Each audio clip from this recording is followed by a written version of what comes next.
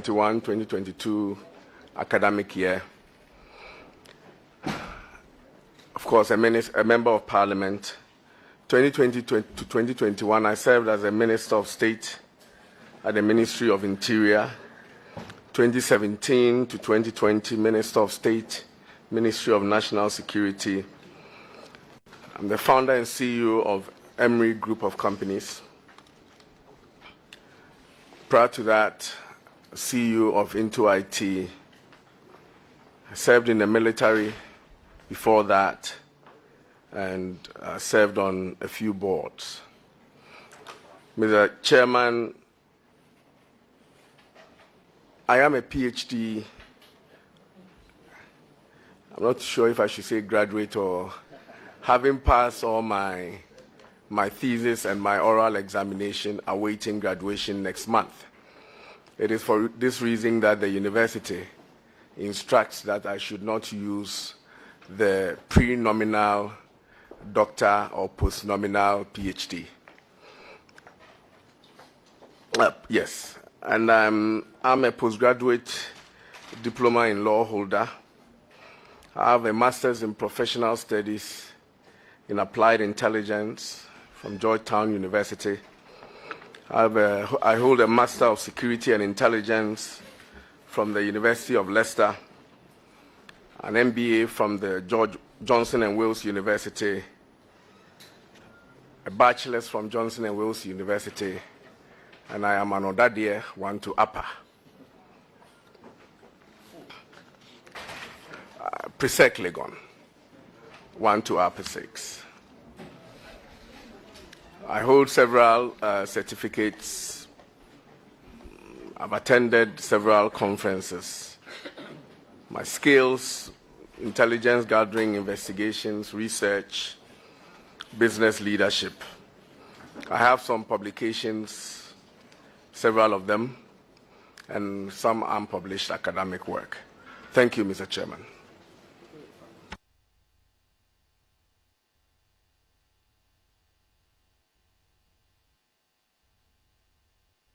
I want you to clarify a few things on your CV for me.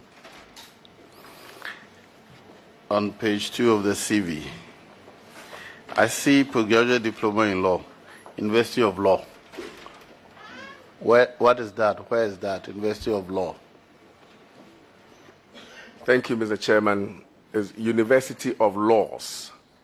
University of Laws in the UK. A simple Google will help us. I don't have any material to present to you. Thank you, Mr. Chairman.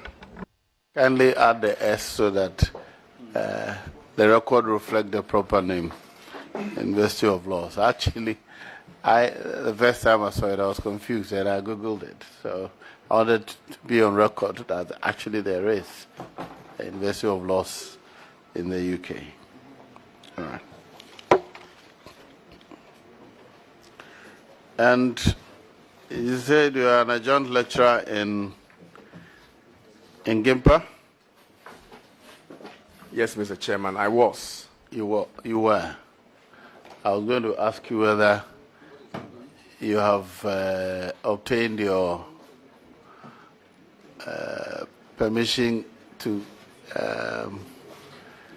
perform what's the name? Office of Profit.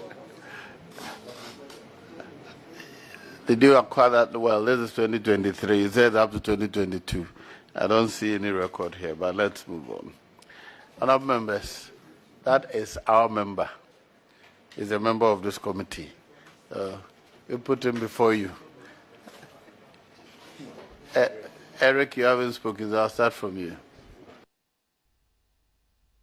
Mr. Chairman, thank you for the opportunity. Honorable nominee, you are most welcome to this all-important committee. I have 3 questions, very simple questions for you. As you know, Ghana is endowed with all the agricultural resources needed for us to achieve food sufficiency. Unfortunately, we are unable to achieve that. And as you speak, we spend a whopping $2.4 billion annually to import food to supplement local production. This is creating unemployment, poverty among farmers, and all the associated ills. As you step into the ministry, can you share with the committee what programs you put in place to reduce the deficit, if not to eliminate it? Thank you, Mr. Chairman.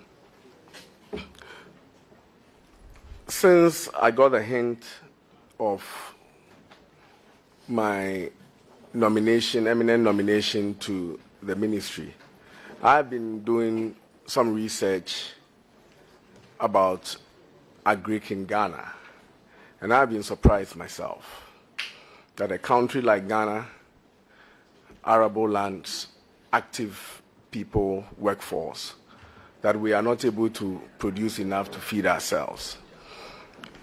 Mr. Chairman, I found out that several factors contribute to this. One is the yield per hectare. Currently, for rice, we are crawling at around 3 metric tons per hectare, as compared to what they are doing right here in River State, 10 metric tons per hectare, and even in Thailand, around 5 to 6 metric tons per hectare. If you look at all the other areas, you realize that we don't have improved seeds that will allow us to attain the yields that we require. It's one area that I'm going to focus on if this committee do me the honors. And I'm going to push extensively the improved yields and make sure that they are available to farmers. Mr. Chairman, I'm not for import restrictions. I'm for competition. But you realize that the agric sector in itself is not that attractive for our young people to get into. Primarily land tenure systems affecting large-scale agriculture, access to capital to be able to go into farming. I want to focus on that in the next 2 years as best as I can to ensure that I make the agric sector attractive for young people, make it attractive for people to go into farming. I also want to focus within these 2 years that, if you do me the honors, to look at large-scale agriculture.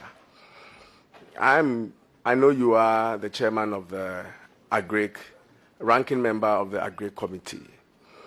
But I also don't see why, if Ghana consumes about 1.5 million metric tons of rice a year, that we are not able to produce 4.5 million metric tons of such, so that, I'm saying, Ghana consumes 1.5 million metric tons of rice. But I don't understand why we are not able to produce 4.5 million metric tons. 2, 1, for our own consumption, 2, for food resilience and buffer, and 3, for export. Because compared to our neighbors, we have perhaps the most arable land. So it's one major agenda that I have to see if I can push large-scale farming or lay the foundation for it within the period that I'm able to serve there. Thank you. You raised the issue of buffer, which is very, very important for every nation, because every nation must have food buffer against emergencies. And so somewhere in 2011, when the National Food Buffer Stock Company was being established, one of the mandates given them was to maintain or keep strategic food stocks against emergencies. So that should there be any emergency, famine will not consume Ghanaians. Will have something to lean on in terms of food. As we speak, since 2012, that an amount of 15 million Ghana cedis was advanced to the National Buffer Stock to support their operations. Not a pesewa has been made available to them to enable them play this critical role in our system. So Ghana, as we said, We do not have a cup of grains stored anywhere against emergencies. Honorable Minister, what do you think must be done immediately to assure Ghanaians that should, in case of any emergency, the Ghana buffer stock will be ready to sustain us for at least some days to enable us find something else to do? Thank you, Mr. Chairman. I was surprised myself when I found out that buffer stock is struggling, to the extent that they had the opportunity to feed the free SHS program. They have supplied quite a lot, but they are not getting payment on time. So beyond their initial seed capital, they are struggling in other areas. This is something that I will push to reverse immediately, that I get in. I know that these are hard times, but I will advocate strongly that as part of our national security, we need to ensure that buffer stock is positioned to deliver us when we get there. So, Ranking, be assured, I'm going to work with you to ensure that buffer stock is resourced to do what it's supposed to do. Thank you. Mr. Chairman, my last question. Honorable nominee,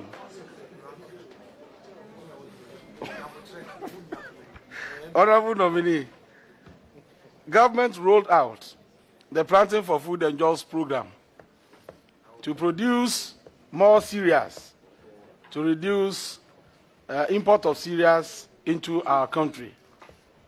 The program was touted as one of the best to redeem our farmers from abject poverty.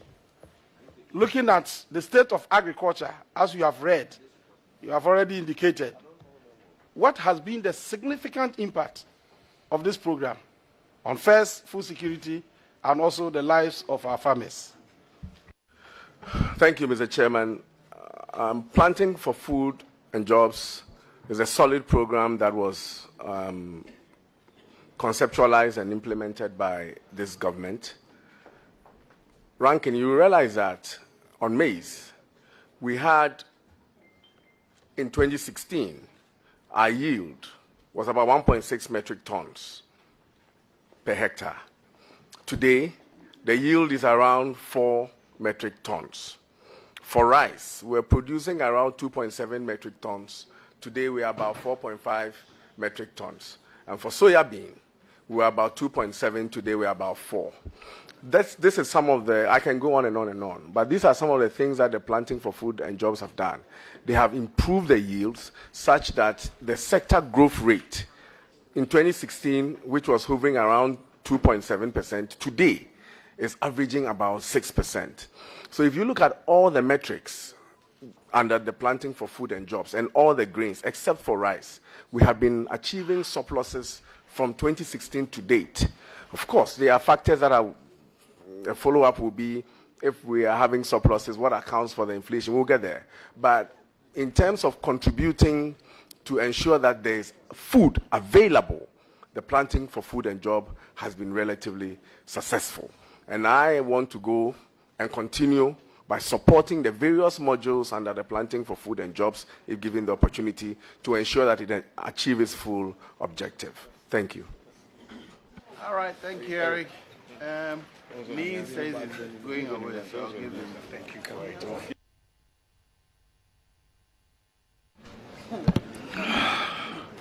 Thank you very much, Mr. Chairman. Honorable nominee,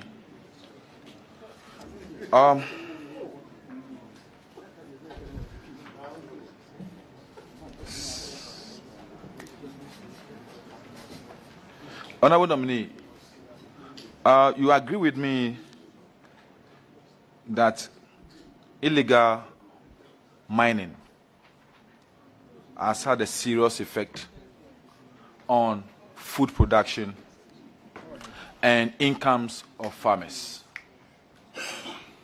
To what extent do you see this activity as a national security threat on the future of agriculture in this country? Thank you, Mr. Chairman. It's quite elementary. We require poison-free water to irrigate our farms. This is the case where our rivers are being polluted, and it prevents the farmers from using the cyanide-infested waters to irrigate. So clearly, the effect of, then you also have the galamsey itself, which is degrading our lands. In fact, we are losing a lot of lands, a lot of cocoa lands to galamsey. So the threat is evident and elementary. We all know it's a national security threat to our survival and our existence. What do we do? Are we doing enough? I think that's something for us parliamentarians to assess, and if we are not doing enough, pass the laws, provide the funding so that those implementing agencies will have the right laws and right tools to do what they have to do for our collective security. Thank you.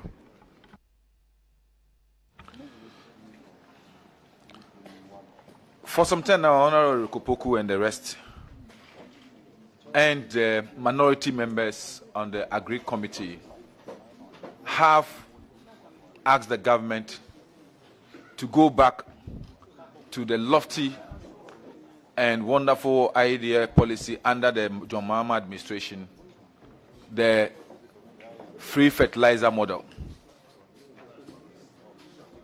Do you see it as a viable alternative to increasing food production in the country today, and also, to some extent, cocoa production? I think the scales of our public purse, when not adjusted properly, will lead to an imbalance elsewhere. I am not in favor of 100% subsidy when it comes to fertilizer. We can't continue on that tangent. In fact, if you do, what are you trying to achieve? We might as well share the money for Ghanaians to go and buy their expensive food on the market, because when you pump that much fertilizer into the system, the farmers in our neighboring countries are the ones that are going to benefit, because everything is going to be smuggled out. And so, zero coupon fertilizer is not the way to go. However, we can look at, for example, if we had, when I was at Presec, Legon, we had a school farm, I think where the IPS is, and the school farm was feeding us with our basic vegetables. Once in a while, we get some good chicken from there. If we had programs like that, and government wants to subsidize the production of vegetables in schools and wants to contribute fertilizer for that, then we can understand. But on a mass scale, as giving fertilizer to Ghanaian farmers, I don't think is the way to go. Thank you.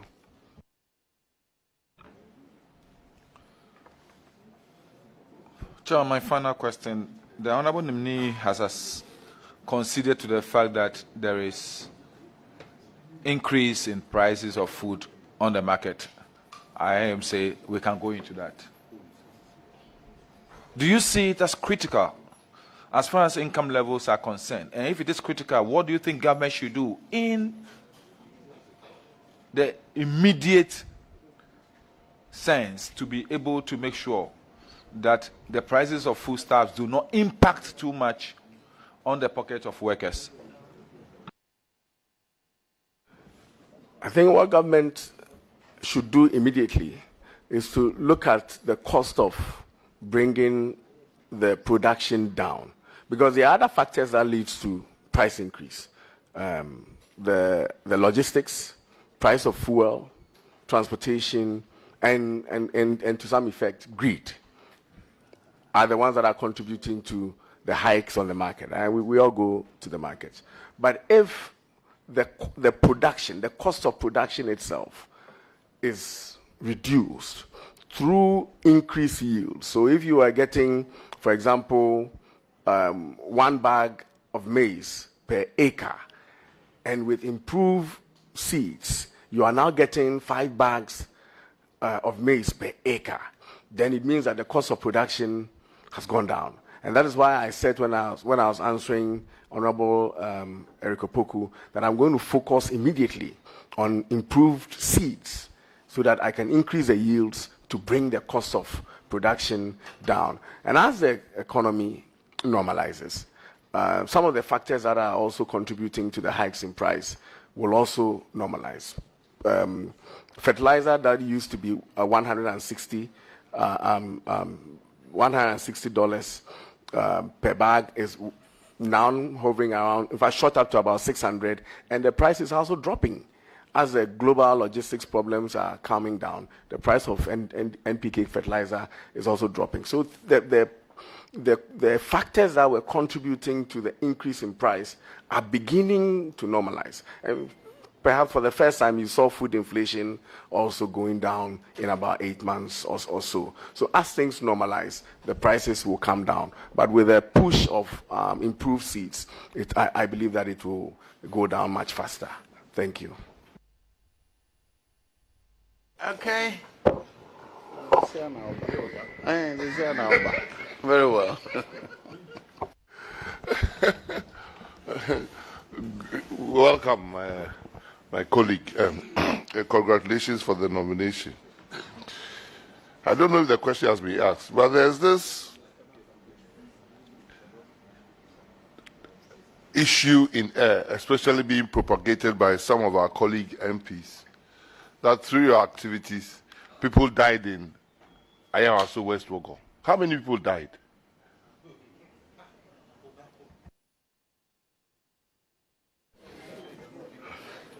Thank you, Mr. Chairman.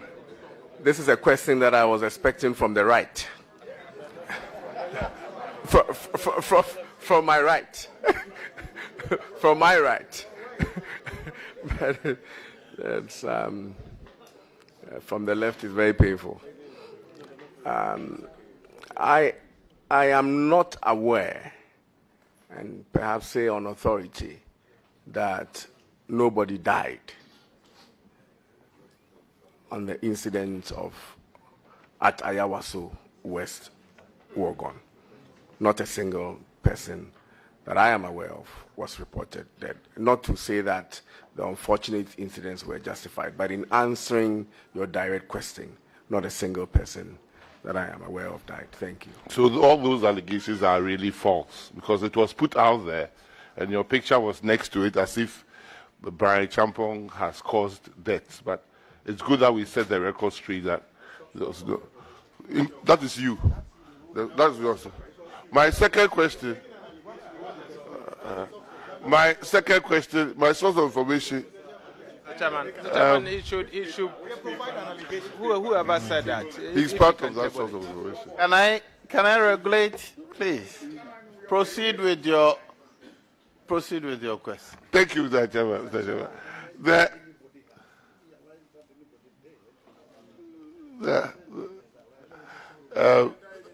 You are going to a ministry that has recently got a lot of media space about this huge issue about cocoa roads.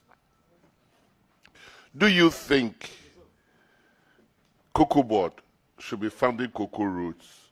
Because I do not hear fishing roads or shea butter roads or energy or petrol roads. Do you think Cocoa Board should still be financing cocoa roads? And what are you going to do about, what new ideas do you have about the debt of the cocoa roads vis-a-vis the whole debt restructuring program? Thank you. Thank you, Honorable Chairman. I know about energy roads. Yes, enclave roads. I know about that. Yes, I am in support of Cocoa Board funding some critical infrastructure for as long as it facilitates the movement of cocoa products. I cannot support Cocoa Board funding asphalt roads in Accra, but I will support Cocoa Board funding an access road in Asankragua or wherever cocoa is gone. The Sankwari. That I can support. I am getting the briefing on the Cocoa Road expenditure. I'm still being briefed on it. It looks quite substantial, but I am also aware that the cocoa bills have been added to the government debt. If Minority Leader will note to that the cocoa bills have been added to the government debt, just like the ESLA and the Dachi, for they've all been added to the government debt. And there's a program around this government debt restructuring. So I pray that by the time all this thing is over, Cocoa Board will have a new leash on life to be able to execute its mandate. Thank you. Chairman, thank you.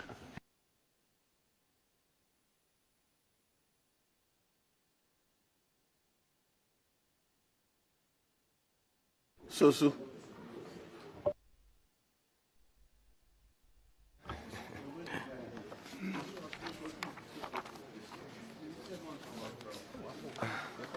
Thank you very much, Mr. Chair.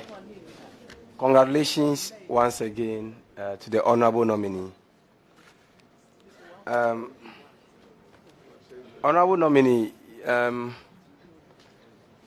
you were the Minister for National Security, the Minister of the Presidency in charge of National Security, is that correct? Mr. Chairman, I was a Minister of State at the Ministry of National Security. At the Ministry of National Security. So, what would be your take on the conflict in Boko and its impact on agriculture, and how do you propose to deal with that as an incoming Minister of Agric? I like the linkage that you are trying to make with Boko and agriculture. But the fact remains that if there's conflict, there can't be agriculture. So I will just, if I have the opportunity, thanks to you, to be approved and sit with the National Security Minister, I will make a strong case to him the impact of such a conflict on agriculture and by extent our food security. That is how far I can go on that. Thank you. Thank you very much, honorable nominee. Secondly, when you look at the major flagship programs of the government in agriculture, and you look at the various reports when it comes to food security or food insecurity, it almost looks like those programs failed to meet their targets. Because when you take a look at the budget statement, the 2023 budget statement, particularly look at paragraph 515,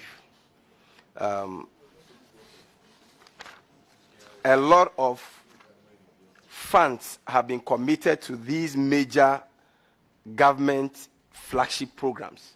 However, in terms of food insecurity, Ghana is gradually declining on all the major reports. When you look at the 2020 Comprehensive Food Security and Vulnerability Analysis, I mean, Ghana has declined consistently. So, would you kindly,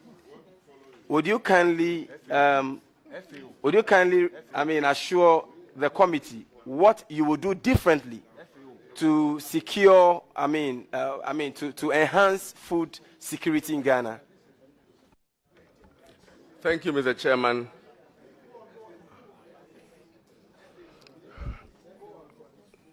Thank you, Mr. Chairman. I will rely on the Ministry of Food and Agriculture's report and that of the Ghana Statistical Service. And if you look at the Ministry of Food and Agriculture's report, in the last 6 years, we've achieved surpluses in almost all the crops except for rice. The growth rate has been about 6% on the average compared to about 2.8% in 2016. But if you look at the quantum of money that sits on the budget and then conclude that a lot of money has been pumped into the Ministry of Agric, and therefore we should see a corresponding output, it becomes a problem because, Mr. Chairman, you have about 600, the Pualugu Dam, the Pualugu Irrigation Project, which costs about 5 billion Ghana cedis, is sitting on the books of the Ministry of Agriculture as contingent liability. And as and when certificates are submitted, it matures. It's actually added to the outstanding liabilities of the ministry. And so you will see that the ministry's budget expenditure line will look huge, but it is all not going towards the planting for food and agriculture. And it's one of the things that I'm going to plead with Parliament to accept for the Pualugu Dam project be taken off the books of the Ministry of Food and Agriculture, because it sits there, it's huge, and it makes everybody think that the ministry is getting so much money, and therefore, justifiably, they expect so much from them, when in fact, the dam is actually benefiting us in other areas. So that is how come you see that huge figure and justifiably your expectations of that. But to add, Honorable, there's really no food shortage in the system. I mean, if you drive Accra to Cape Coast, Accra to Tamale, there's availability of food. We've mentioned earlier that the challenge that we're having is the cost of production and therefore the price. And things are normalizing, and with our leadership, it will improve for our entire food security. Thank you. Mr. Chairman, I still want to remain on food insecurity. The reason being that it is so fundamental to every nation. And given the fact that you look at the disturbances in the sub-region, it's so key that as a people, we would be concerned about insecurity of food. And the reason why I'm saying that is that food security or food insecurity is not necessarily about non-availability of food. It's the risk of the risk of shortage of food. And the report I made reference to earlier is actually published by the government of Ghana. It's actually a document of food, FAO.Government of Ghana website that I got this latest information. And it's titled, Ghana 2020 Comprehensive Food Security and Vulnerability Analysis. Just ask your question. Very well. Don't challenge you. Now, in that report, it reports that it reports that out of the population of Ghana, about 3.6 million people are at risk of food insecurity. What kind of leadership are you bringing to the ministry? What kind of leadership are you bringing to the ministry to ensure that Ghanaians will not be at risk of food insecurity? Thank you, Honorable Member. If you read the same report, I'm privy to that report. If you read the same report, you realize that it says, I think about 15 years ago, the numbers were actually much higher. It was about 5 million. 5 million people were food insecure. And as at 2020, it's 11.9% or so, which contributes to about 3.5 million. The report also states that food insecurity is more prevalent in the 5 northern regions, Upper West, East, Northern, Savannah regions, in the same report. So I'm privy to that report. But we cannot discount the contribution that the PFJ has made to bring the numbers down. And I'm assuring you that, in fact, the more time I waste here, the more the numbers go up. Then I'm going to put a lot of energy to ensure that that number in the next 2 years is halved, if not eliminated. Thank you very much.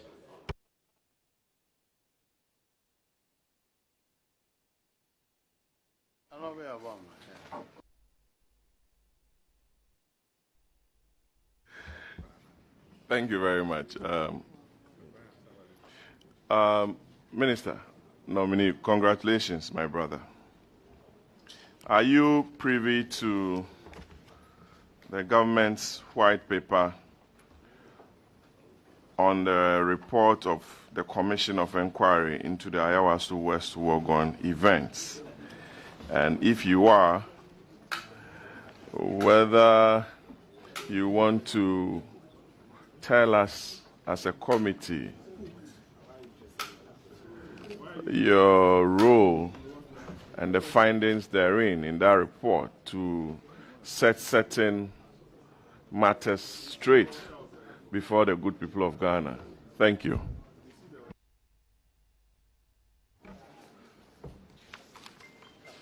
Mr. Chairman, the question again is coming from my left.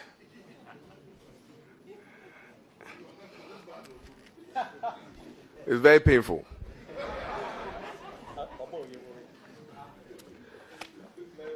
Mr. Chairman,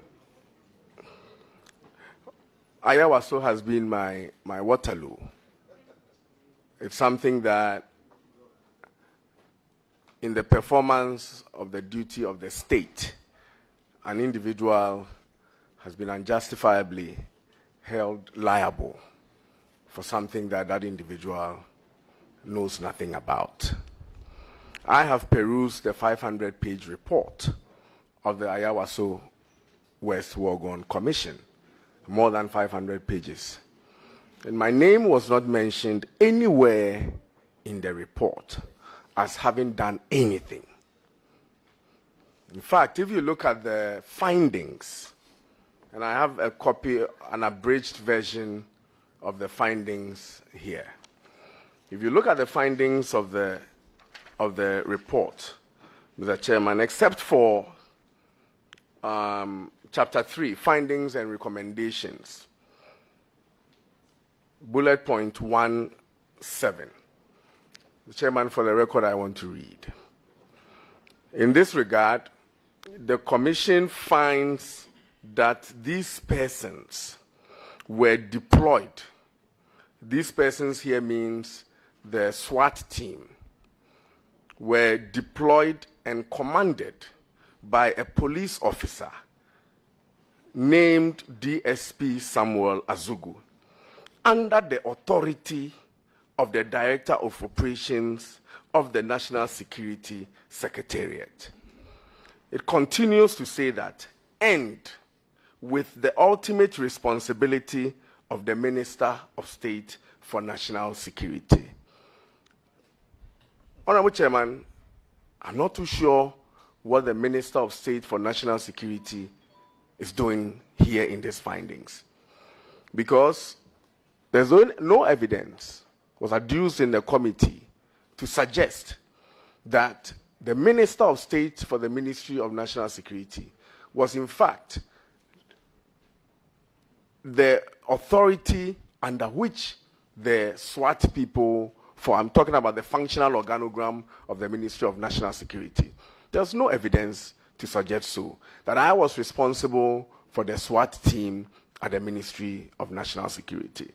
So if a finding is made that the people were sent to Ayawaso under the command of a police officer, and the police officer was under the command of a Director of Operations, and the Director of Operations is under the command of the Minister of State of National Security, and the Minister of State of National Security is under the command of the Minister of National Security, and the Minister of National Security is under the command of the President, and so on and so forth. Where does it end?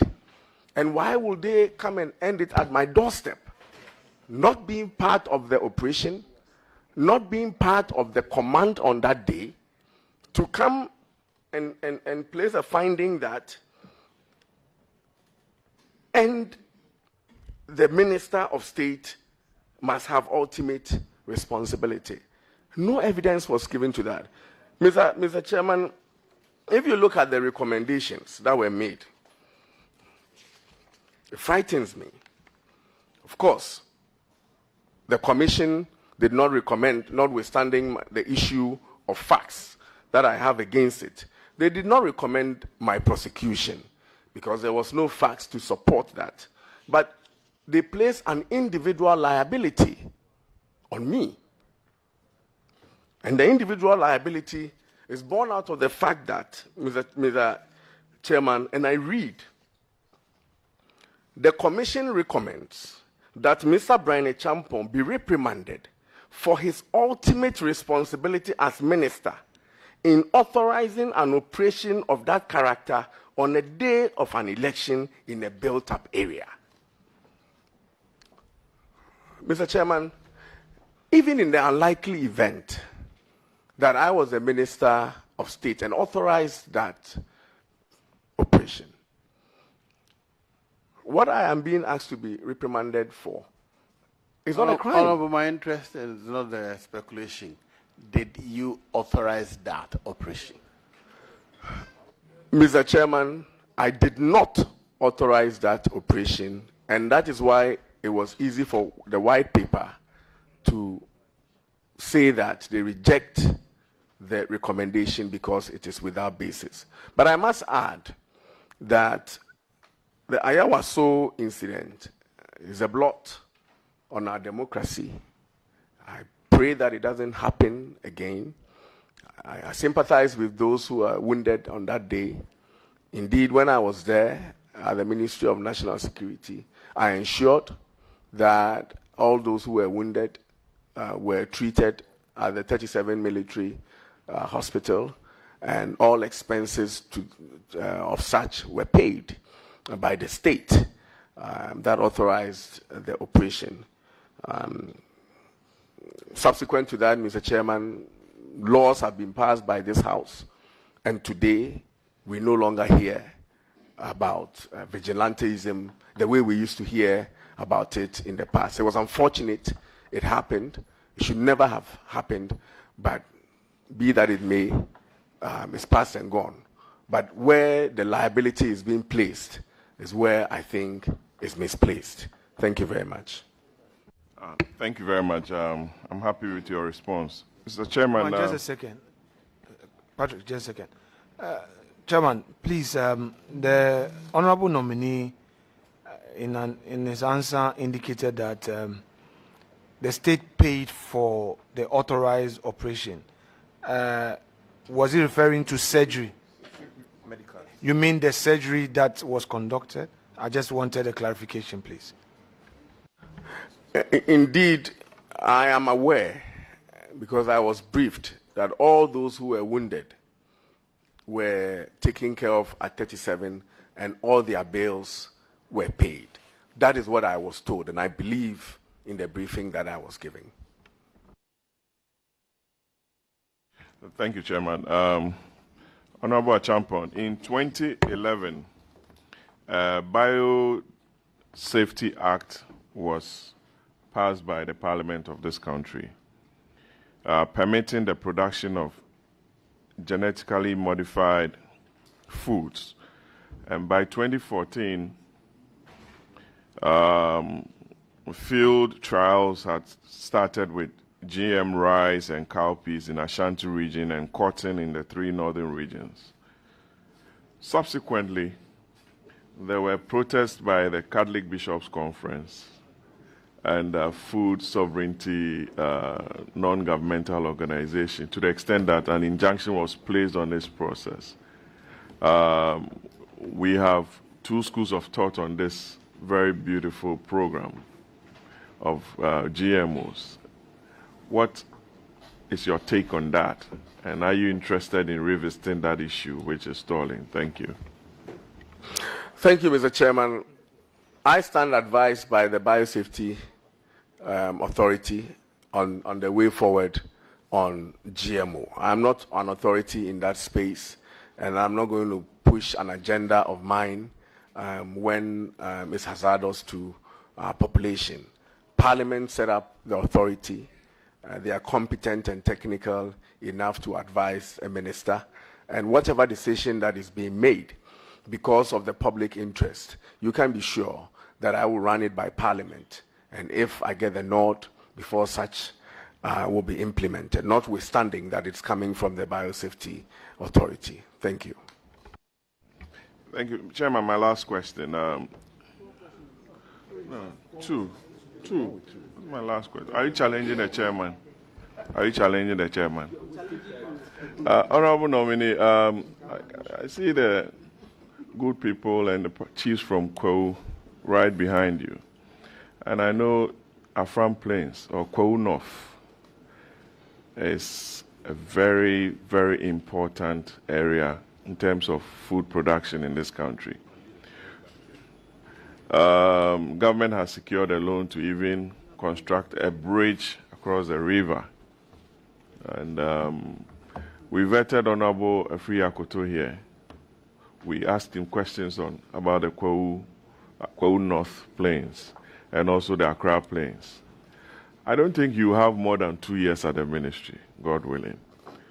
What can you do within this space of time to turn around the fortunes of these two plains for Ghanaians to remember you for? Thank you very much and congratulations. I am a Kweu, and save for not being accused of conflict of interest by pushing a lot of agric to Afam Plains. I would like to generalize the answer that I am going to lead the ministry to ensure that there's food safety in the next 2 years. Thank you. Food security, not safety, food security in the next 2 years.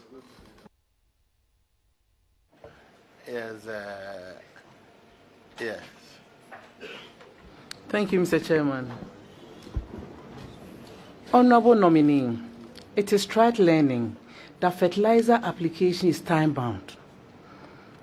Over the past 3 or so years, anytime government releases these fertilizers to the rural people, most of the time for fertilizer application is gone. What will you do if you are given the nod to ensure the timeous supply of fertilizer to the local people, like people of Tobodom, Jamatin Punim, among others? Thank you. Thank you, Mr. Chairman.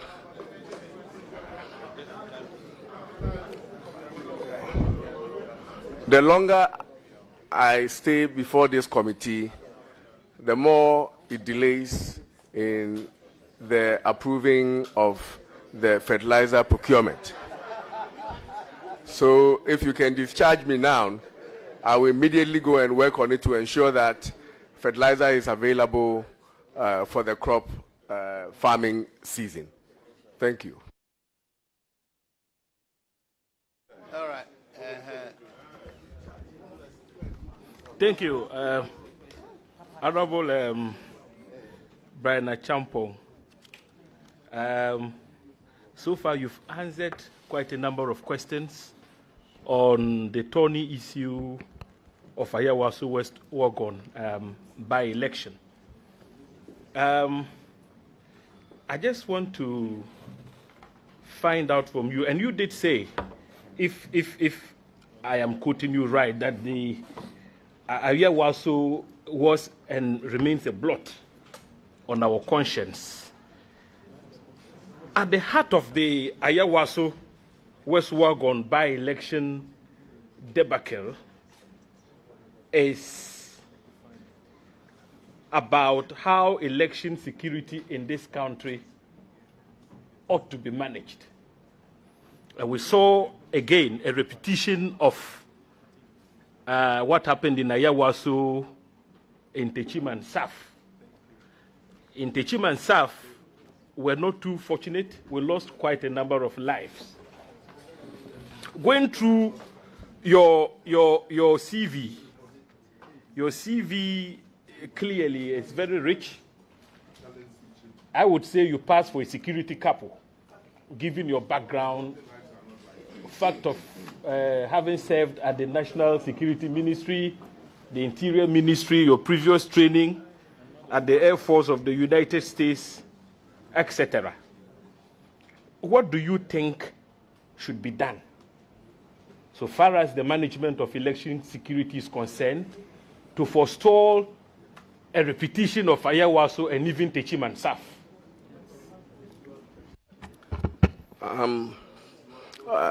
Thank you, Honorable Agaga. I sat with you on the Defense and Interior Committee, and I had prepared,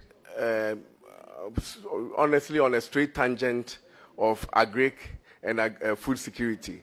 If I had been prepped that a question will have a linkage between Ayawaso, Techim, and Etiwa East and how it affects agric, I'm sure I would have been, I'll train myself on that. But forgive me if I plead with you to stay in the lane of agriculture for today. I'm grateful. Mr. Speaker, given the background of the nominee, yes, admittedly, he's going to serve at the Ministry of Food and Agriculture if given the nod. But you see, the purpose of vetting him is to afford us the opportunity to bring out, tease out what is done previously, and if he has some experiences to share, he's asked to share those experiences.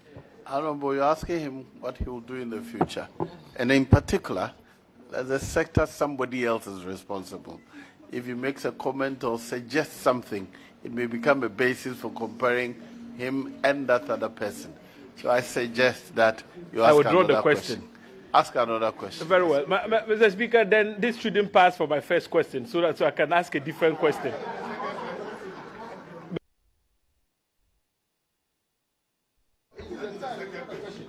No, first question. Oh. Well, honorable nominee, in fact, when you were nominated by the president to serve in the Ministry of Agric, of course, subject to parliamentary approval, quite a number of people said so many things. And they did that because of your background. One notable example of persons who had something to say and about their expectations of your good self, if you get the nod, was Dr. Adam Bona. And Adam Bona is somebody I think you should know very well because he operates within the space that you are very familiar with. Adam had this to say, and Mr. Chairman, with your kind permission, I would quote him. My expectations are that he will right the wrongs at the Agric Ministry. I am not expecting the Minister Designate for Agric to go and also turn the Agric Ministry into a farm gate. I am expecting him to come up with policies. I am expecting him to ensure that the smuggling of cocoa beans, and my emphasis, the smuggling of cocoa beans will be stopped, and that using his security knowledge, he will be able to stop the flow of stolen fertilizers that we use taxpayers' money to import. I am expecting him to ensure that those who are benefiting largely from the smuggling of fertilizers, he will stop it, get them arrested and prosecuted. Honorable Brian Echampo, you heard Dr. Adam Bona loud and clear. What should we expect from you with respect to the smuggling of cocoa beans across our borders and fertilizers? This has a linkage with security, with the greatest of respect. Thank you very much, Mr. Chairman. When you mentioned the name of Adam Bona, I panicked because I have not heard him say any good thing about me in a long time. So I will call him and commend him for this palatable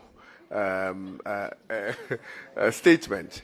As one of hope and believe that Brian is an action man that will get this done. If there's smuggling, you can be sure that with my background and experience, I'll work with the system to make sure that is dealt with.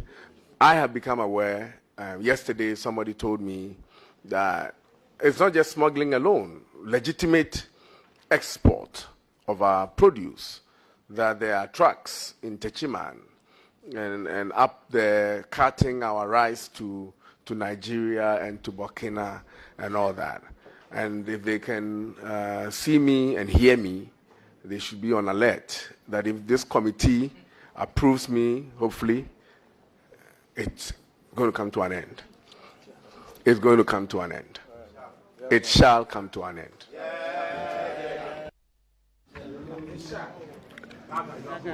Honorable nominee, honorable, a follow-up, sorry. Okay. Honorable nominee, this morning, and I say I am making reference to what transpired in the morning because you are a member of the Appointments Committee. The Minister Designate for Trade and Industry spoke about import substitution, and he made specific reference to rice farming. Now, I come from a part of the country where we are endowed with fertile lands for rice farming. I'm talking about the Fumbisi, Gbedembilisi valleys, and Honorable Patrick Boama is aware about the valleys. Those valleys stretch from Bulsa land all the way into Mampurugu. So you have Kategra, you have Jadama, you have Yagaba Kubore. There are about 7 valleys.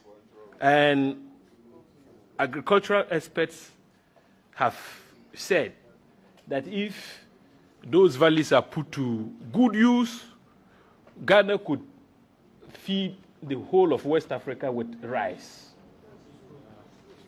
Now, I've asked the former Minister for Agric this same question before. Unfortunately for us, the road network linking those fertile valleys and the network runs through Navrongo, through to Sandema, Fumbisi, Yaraba Kubore. It's very bad, in terrible shape. Honorable Minister, first, what would you do to ensure that the potential of the valleys are fully tapped? And 2, what would you do to improve upon the road network? 2 questions in 1.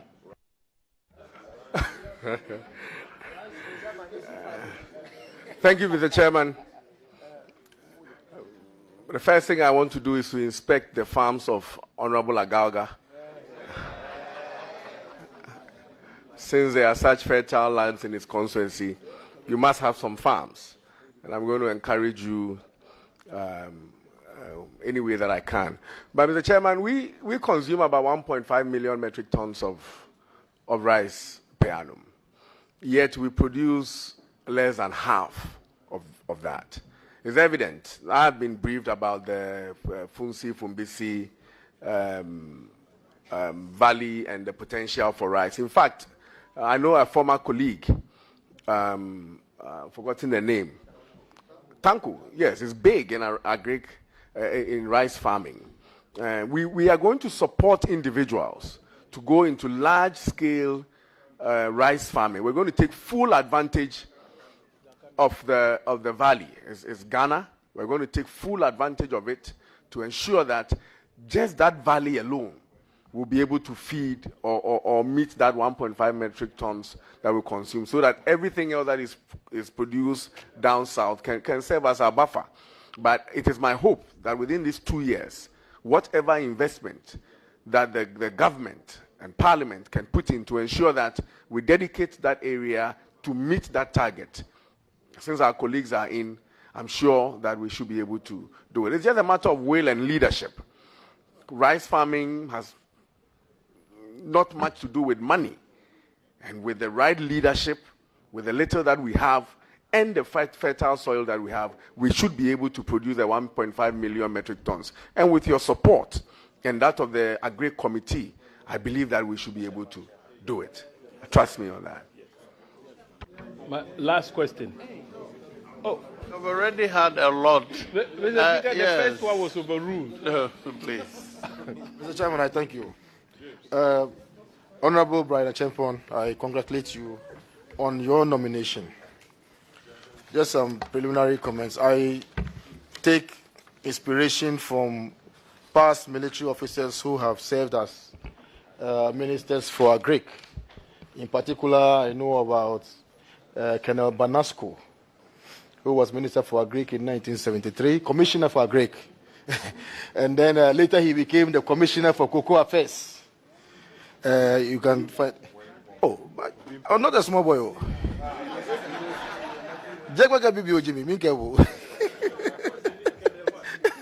Colonel Banasco, later, you know, Major retired Kwashiga also became Minister for Agric. I think that, and then Colonel Obimpe was also there.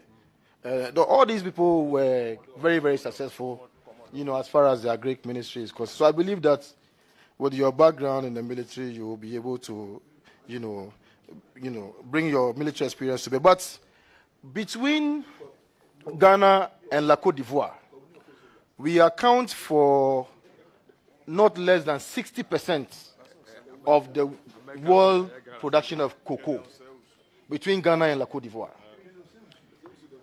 Now you compare it to OPEC countries. OPEC countries are responsible for just about 30% of the global oil production. But they call the shots as far as prices are concerned. They determine outputs, whether they should increase output, they should reduce output, and so on and so forth. Now 60%, we don't have a say. As a matter of fact, we are even in a competition as to who will produce more, without looking at how to control prices of cocoa. Should this committee grant approval, what would you do to roll back some of these, imbalances as far as the global trade of cocoa is concerned? Thank you, Mr. Chairman. Thank you. I am still getting briefings on the ministry and its agencies, and I cannot profess to be an authority in everything, and so I really don't want to make a comment on this matter, insofar as there are aspects in the ministry, and government may have taken a position already. And then a minister designate for agriculture is now professing another tangent to the matter.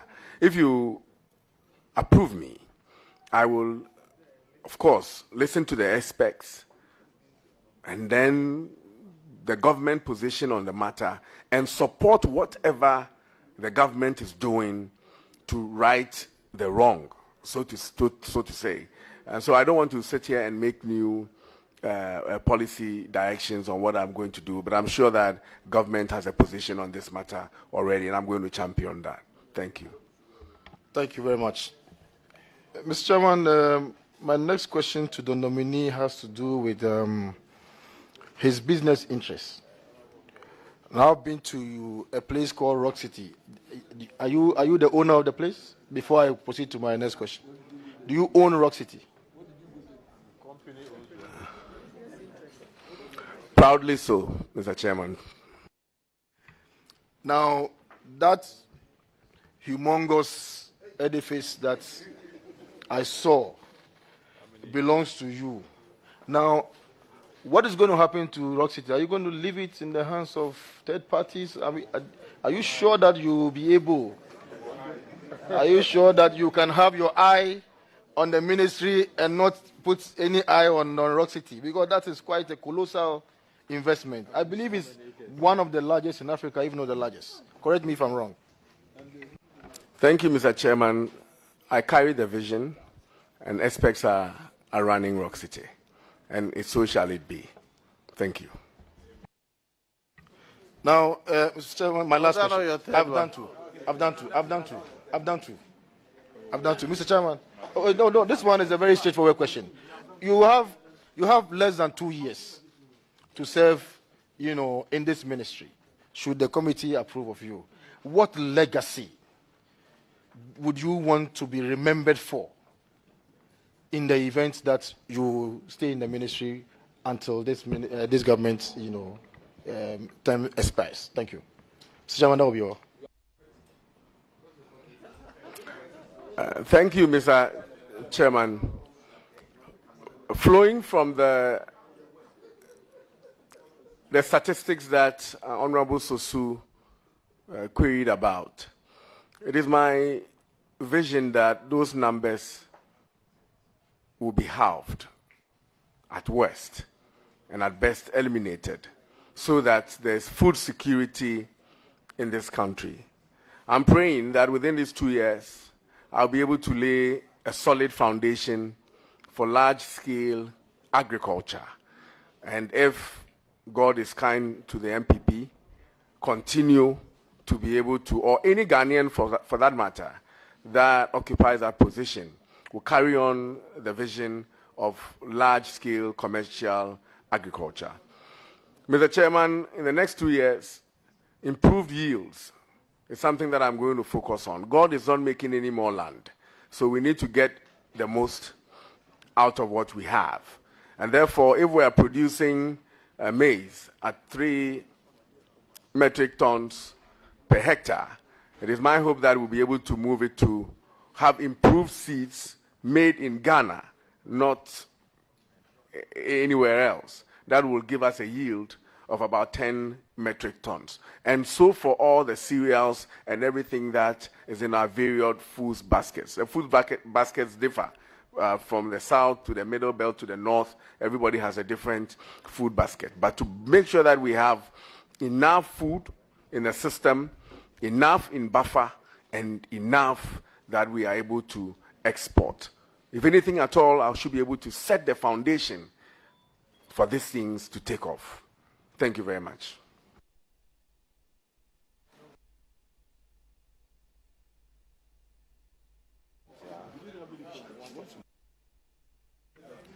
Thank you, Mr. Chairman, for the opportunity. The Honorable nominee and I began our PhD together at the University of Ghana, Legon, in the same class. Unfortunately, on my part, he has gone further than I have gone. He has gone through almost all his, steps to be called. I'm still in the process. Mr. Chairman, I have been listening to the nominee answer questions on Ayawaso Wagon. And Mr. Chairman, after Ayawaso Wagon, where a number of people were injured, came the general elections, where over 5 people were killed and over 15 people injured. The honorable nominee until today was on record to have described what happened at Ayawaso as the most peaceful by-election ever. And I will quote some of the things that he said when he appeared before the committee that seemed like accepting responsibility. Quote, Mr. Chairman,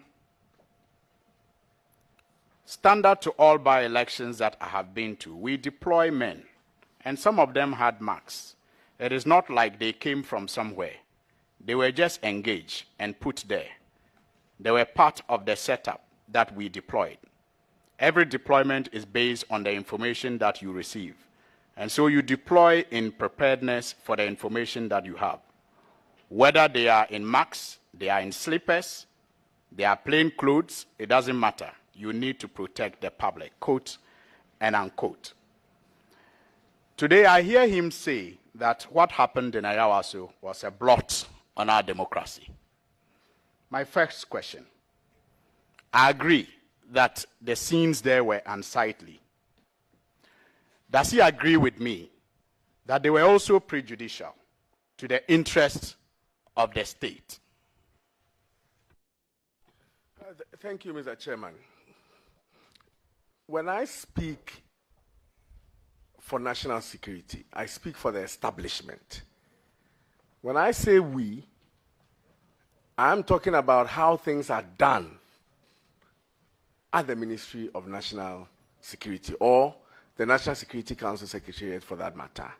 I am not talking about how I do things.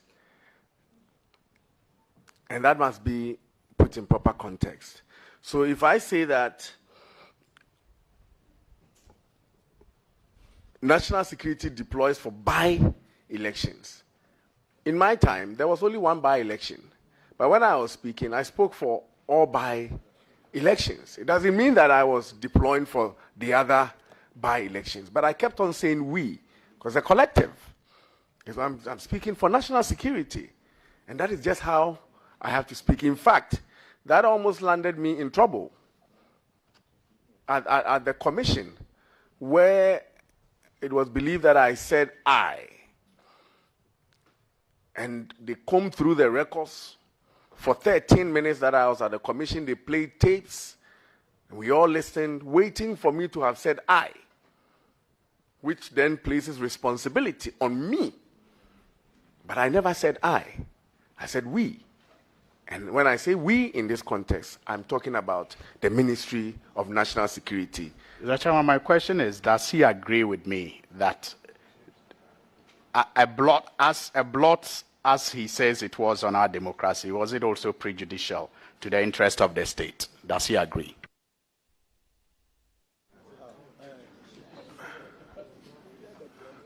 Mr. Chairman, I need guidance on this one. I don't know, maybe he has the prejudicial in respect of what? Maybe you'll explain further. Was it in the interest of the state? I'm sure that we know the meaning of prejudicial. It's an English word.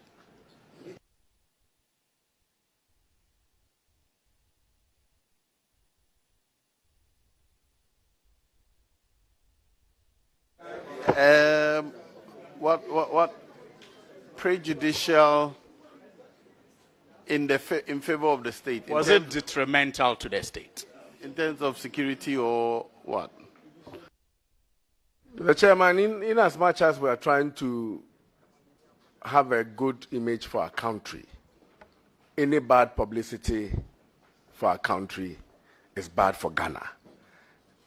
That much I can say. And therefore, if I say it's a blot on our democracy, then that is how I am looking at it. I'm also looking at it from the fact that people were injured, and it should never have been the case. For that one, and for all other by-elections that there have been injuries, that should not be how our elections are conducted. Thank you very much. Mr. Chairman, so I've heard the nominee. He may not use the word prejudicial, but he agrees that it was detrimental to the interest of the state.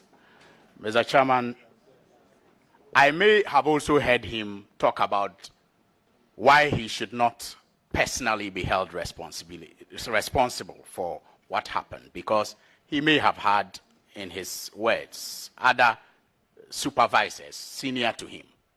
He's even gone to the extent of making reference to the president, who is the commander-in-chief, and all of that. But I've heard him, Mr. Speaker, and I think we've all heard him. But, Mr. Speaker, there is a commission of inquiry report. And all that he says, Mr. Chairman, on this table and outside this table do not amount to stepping aside the commission of inquiry report.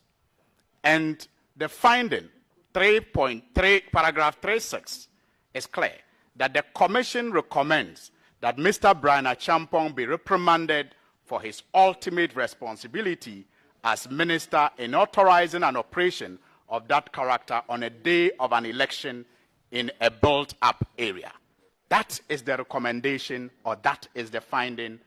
I mean, those are, that is the recommendation based on findings that the Commission of Inquiry made. Mr. Speaker, I go back to my popular constitutional article today, 94 2D. And I ask prejudicial to the interest of the state for good reason.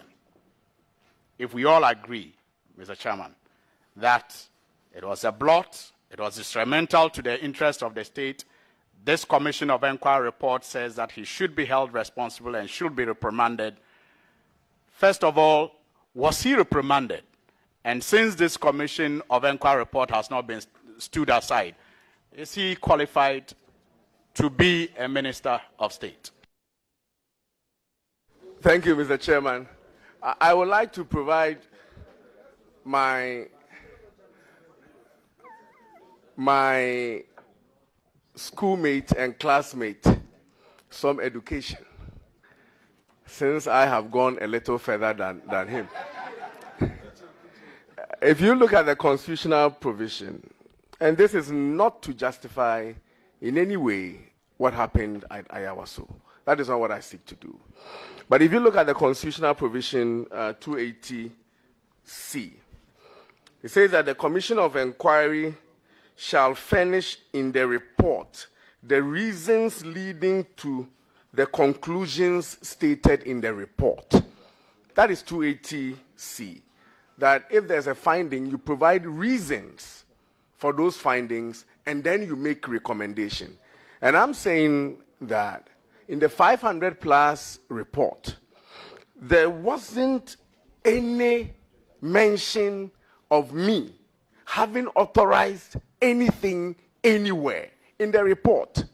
So everybody, including myself, was surprised and afraid that my name found expression in the conclusion that I should be reprimanded. And that is why my classmates, if you look at the commission, the white paper that cleared me, individual liabilities 6.3, it says that the commission, the government rejects, emphasis rejects, the commission's recommendation on paragraph 8.3 because the commission failed to establish the factual basis for that recommendation. That is what the white paper said. That you say we should reprimand him for authorizing an operation in a built-up area, but we reject it because you have not provided any reason to support that assertion. So yes, I have been cleared by the white paper, which forms part of the commission's report. But notwithstanding the report in itself and the white paper, it's my conscience that I have to live with. It's me, Brian Champon, the Presbyterian, notwithstanding everything that I am known for. I have to be able to live with myself. I am a man, I'm responsible for what I do. I cannot be responsible for what everybody else does. And I'm saying that for Ayawaso West Wagon, I did not authorize it. I didn't know anything about it. When I had opportunities to speak, I spoke in the collective that yes, I knew of the SWAT team. I have been briefed about the operation. And I said at an FM station in Nkoko that in fact, I was unhappy with the way the operation was carried out. And that if I was there responsible and in theater, that I would have done a much finer job than those there did. So yes, there was a commission of inquiry. Yes, they made some findings without basis. Yes, they made some recommendations. Yes, the white paper was written, and it cleared me that there was no factual basis for what they were asking the government to do. Thank you.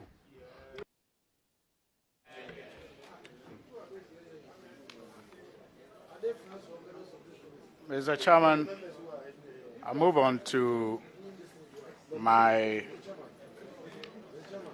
last question. Maybe this relates to farming, agric.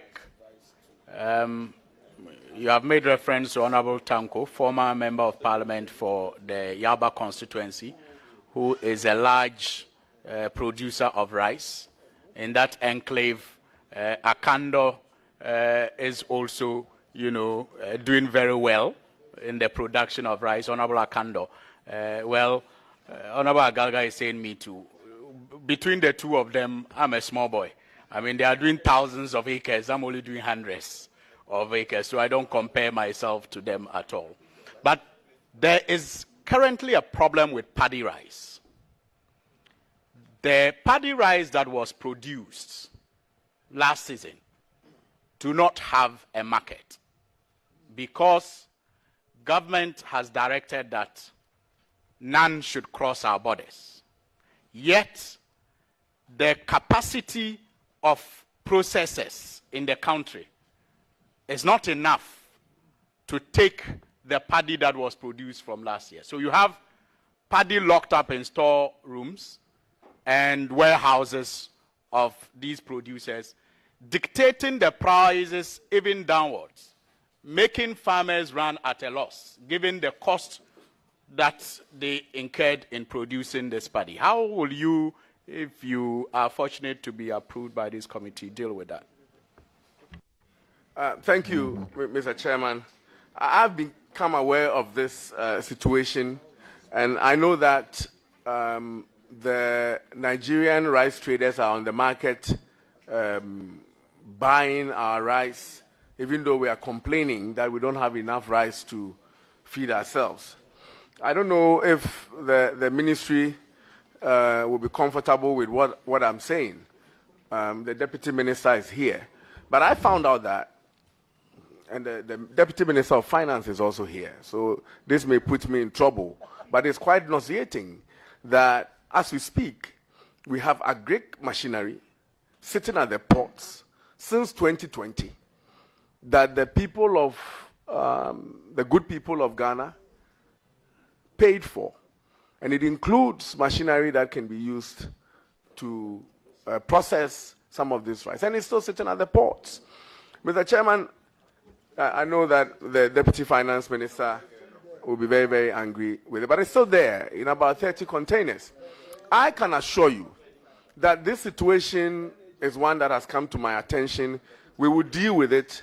Every agric machinery that we import is going to go into dealing with the situation that we are talking about until such a time that the private sector have the capacity to mill our rice to feed into the population. I will act on it, Honorable Suhini. I shall. Thank you very much. Very well. My deputy wants to go elsewhere, so I'll give him the chance to ask 3 questions and continue.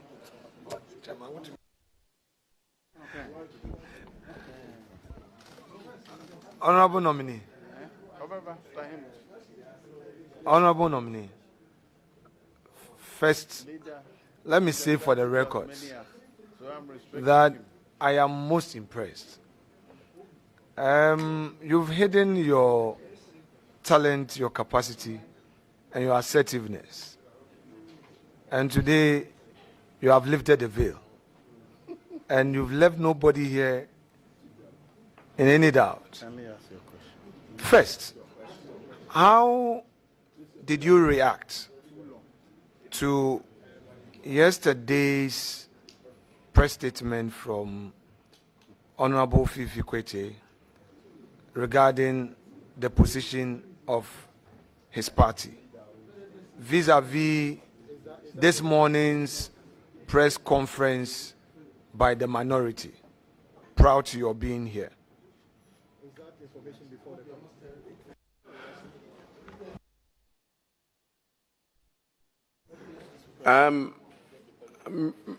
Mr. Chairman, I have been in conclave preparing for this vetting, and I have not been apprised of a statement by Fifi Kwete or a press conference by the minority leader. I'm sure that after this meeting, I will be properly briefed, but I've been in conclave preparing seriously for this, and I'm not aware of any such statements. So now, Honorable nominee, do you feel very relieved that today you've had the opportunity to tell the whole of Ghana that indeed you were not implicated in this Ayawaso West Wugon matter, and that the Constitution and the white paper put together, you are qualified to hold this office, and that there is no such constitutional injunction by operation of Article 94 or that of 280 C and D. The Presbyterian God is a powerful one. And I knew that a day will come. Honorable, hold on. Is it Presbyterian what? The Presbyterians have a God different from the others. Is that what you're suggesting?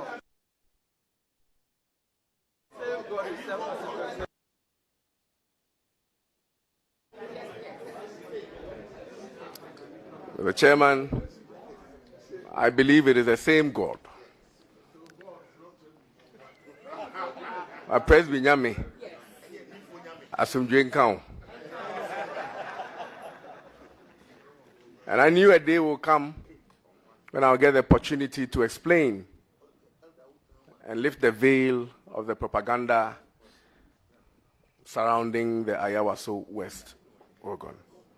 And I'm grateful that I have the opportunity today. For those who want to believe me, I'm sure they've moved on. And for those who don't want to believe me, I don't think this will even provide the opportunity. But as long as I've been heard and my conscience is clear, I think I'll be able to move on. But secondly, on the matter of me being indicted, I think I applied to become a candidate of the New Patriotic Party during the 2020 elections, and I was accepted, and presupposes that nothing holds me from becoming a minister of state. Thank you. Now, you've spoken a lot about agriculture, the fact that you want to provide leadership for the purpose of food security. Now, we know that cash crop is critical for our foreign exchange support, especially cocoa as a cash crop. You've talked about how Galamsey has affected cocoa production. You have received some briefing from Cocoa Board, correct? Before I proceed.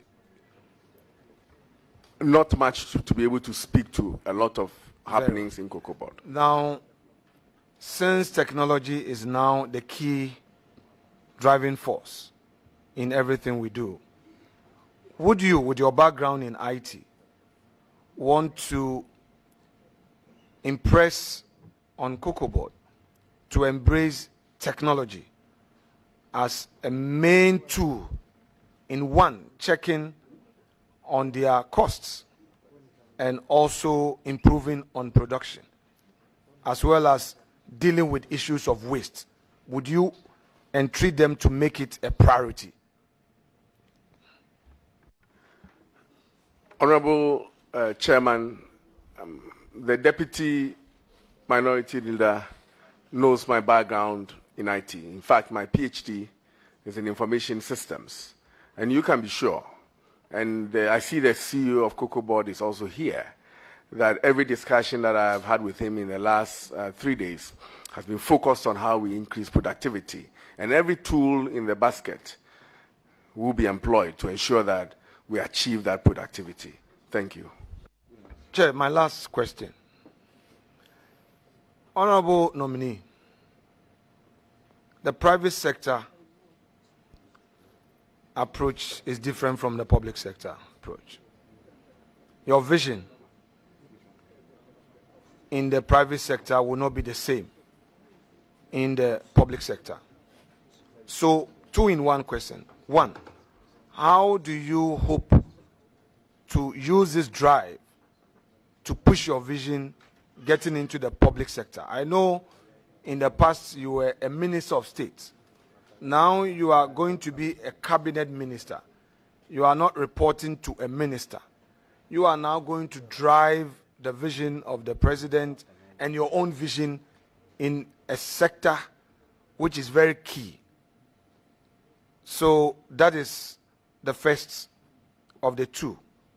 Second, from the briefing you've had, are there still donor support for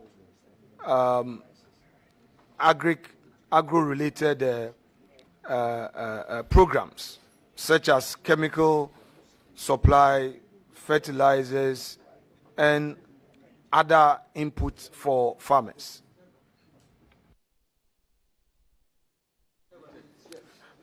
Thank you, Mr. Chairman.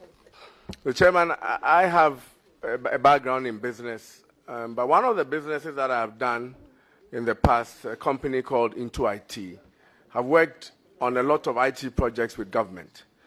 To chip in, my PhD focused on that because I was able to unearth that if you sharpen your vision, share it, you'll be able to achieve mutual understanding in the execution of government projects. My job, principally, is to ensure that the vision of government is sharpened, explained, the objectives so set, and I lead the team in the ministry, the same team, to achieve a different, much higher productivity. In fact, if you look at my background, I did a project at the Controller and Accountant General's Department. It was not possible to solve these ghost names problems. They had bedeviled this country for so many years. In the last 8 years, my software have removed about 60,000 people from the payroll. Before we started, Mr. Chairman, it looked impossible. But we studied the problem, we designed a solution, we implemented the solution with the same people at Accountant General, and we achieved the results. We have gone on to implement other software products in government and has achieved marvelously in Ghana and in the sub-region. So I have an experience with working with people and working with the public servants. And I believe that this same skill will lead me to achieve the set objectives of government in the Ministry of Food and Agriculture. Yes, there are donor funds at the ministry. The ministry is executing several projects that are being funded by the European Union, the World Bank, and others. In fact, in the last couple of years, there have been some gaps in some funding that we received from the EU. We're going to work on all that to make sure that as things normalize around the world, we have a fair share to drive our agri productivity in Ghana. And I'm sure that as we do that, there will be more opportunities for fertilizer and all the interest that private business people have in the country. Thank you. Mr. Chair, thank you so much for the opportunity. Honorable Brian Achampo, I wish you many accomplishments. You've made it. You've made all of us proud. A Kwewu businessman and a Kwewu businessman and a... Yes, Honorable Ayaga.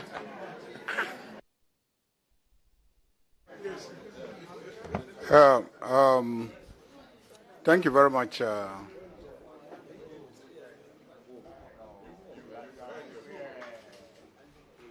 Thank you very much, Chairman. Chairman, I intend to bring the committee back to the Commission of Inquiry work. Mr. Chairman, the Constitution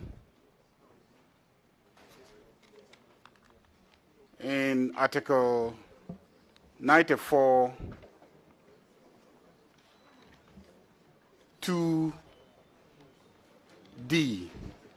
says that one will not be qualified to be a member of parliament if he has been found by the report of a commission or a committee of inquiry to be incompetent to hold public office, or is a person in respect of whom a commission or committee of inquiry has found that while being a public officer, he acquired assets unlawfully or defrauded the state or misused or abused his office misused or abused his office, I'm repeating that, misused or abused his office, or willfully acted in a manner prejudicial to the interest of the state, and the findings have not been set aside on appeal or judicial review. So when a committee has found that you have misused or abused your office, the only circumstance under which you will escape is if you have appealed against the conclusions of the commission,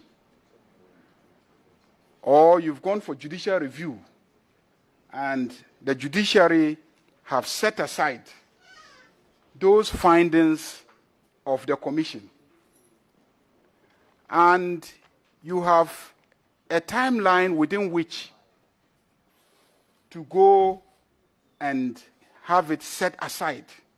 There's a timeline. And if you look at Article 278,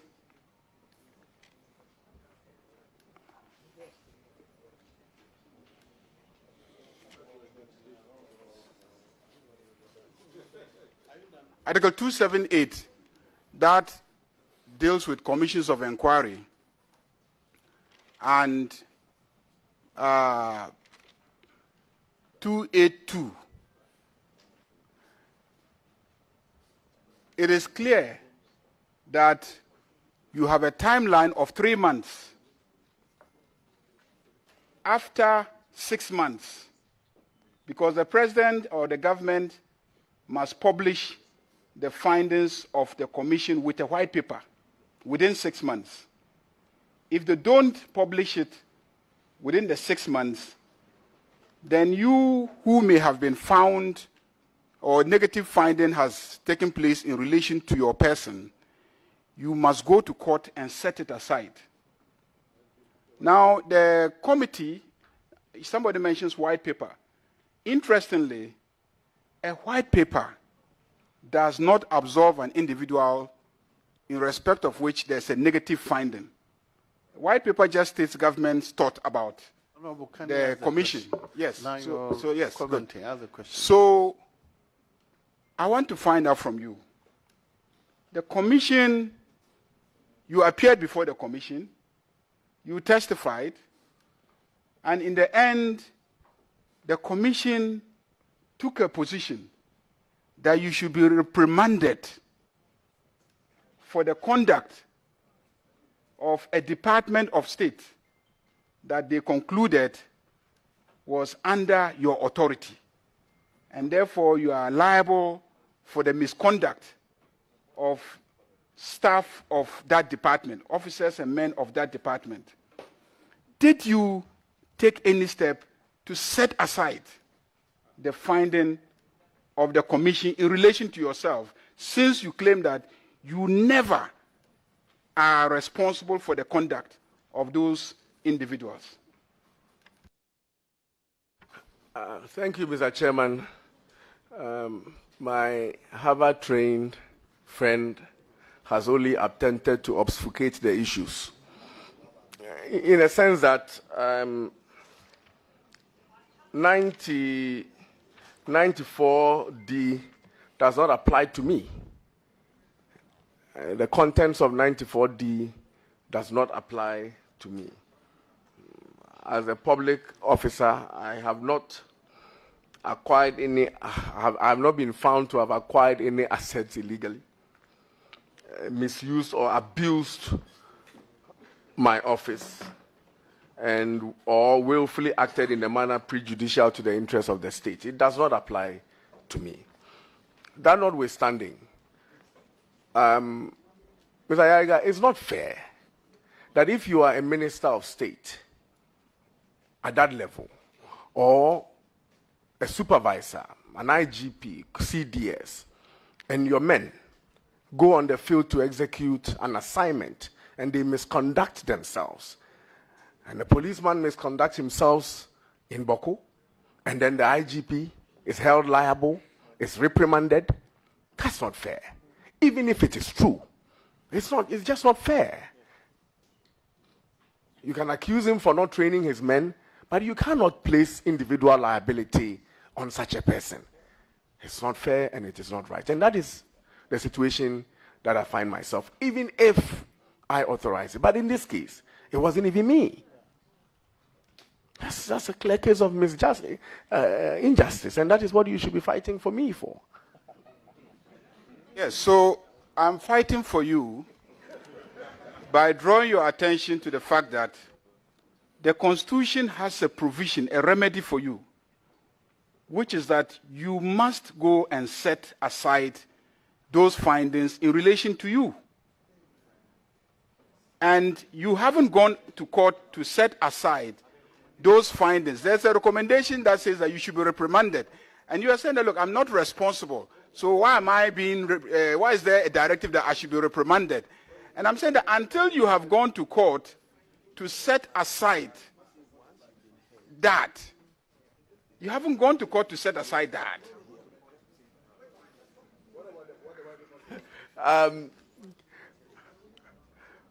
My Massachusetts colleague, I disagree with you, because I'm sure I know that you're a constitutional person, and you know the provisions of 285, and so we don't have to debate this, but the facts are there in 285. Please.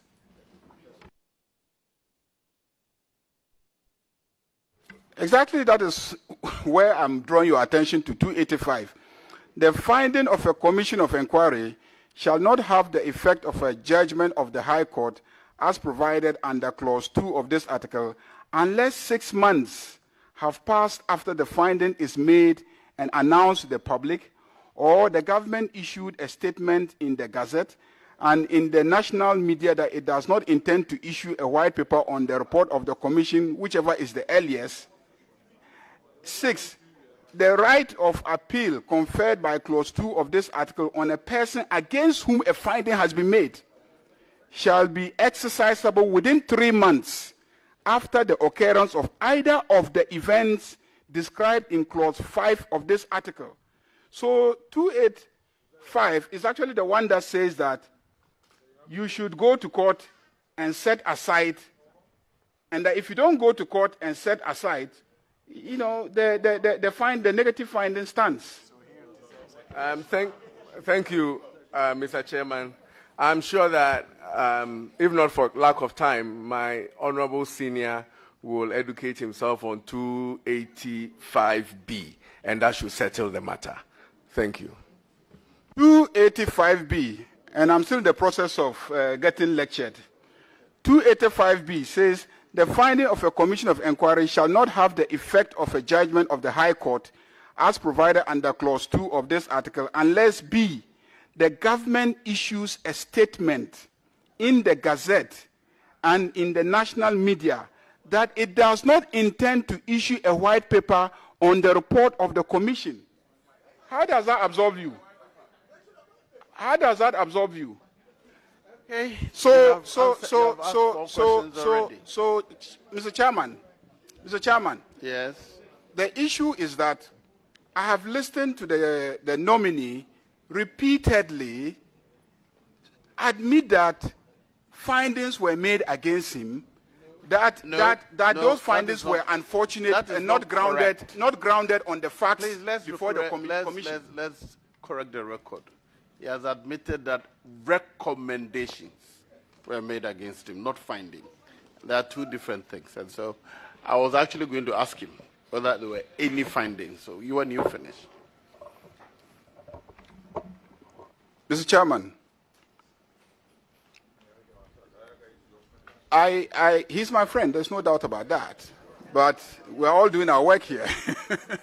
So, Mr. Chairman, that's your ruling on the matter. But I thought he would have proceeded on an assumption that nothing there implicated him or anything of that sort. But no. There's actually an express statement in the conclusions that he should be held responsible.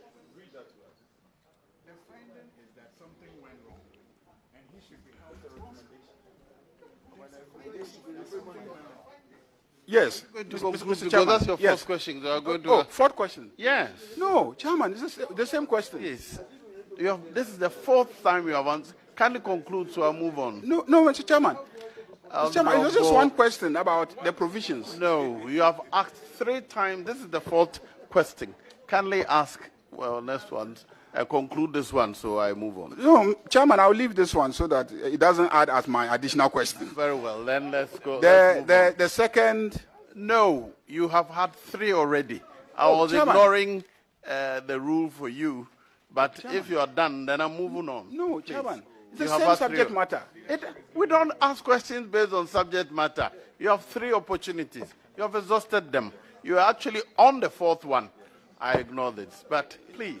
Just one, Chairman, just one. Not related to that, Chairman. Just one. Very well. Yes. Okay. So,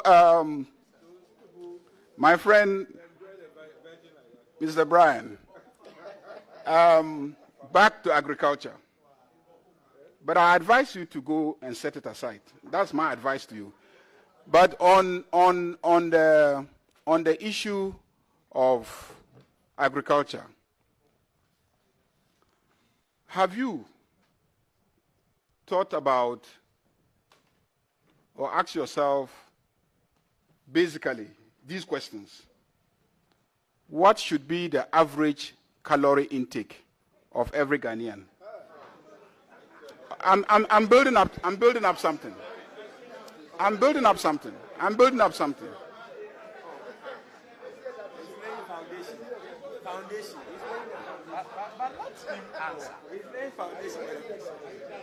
No, they are interjecting.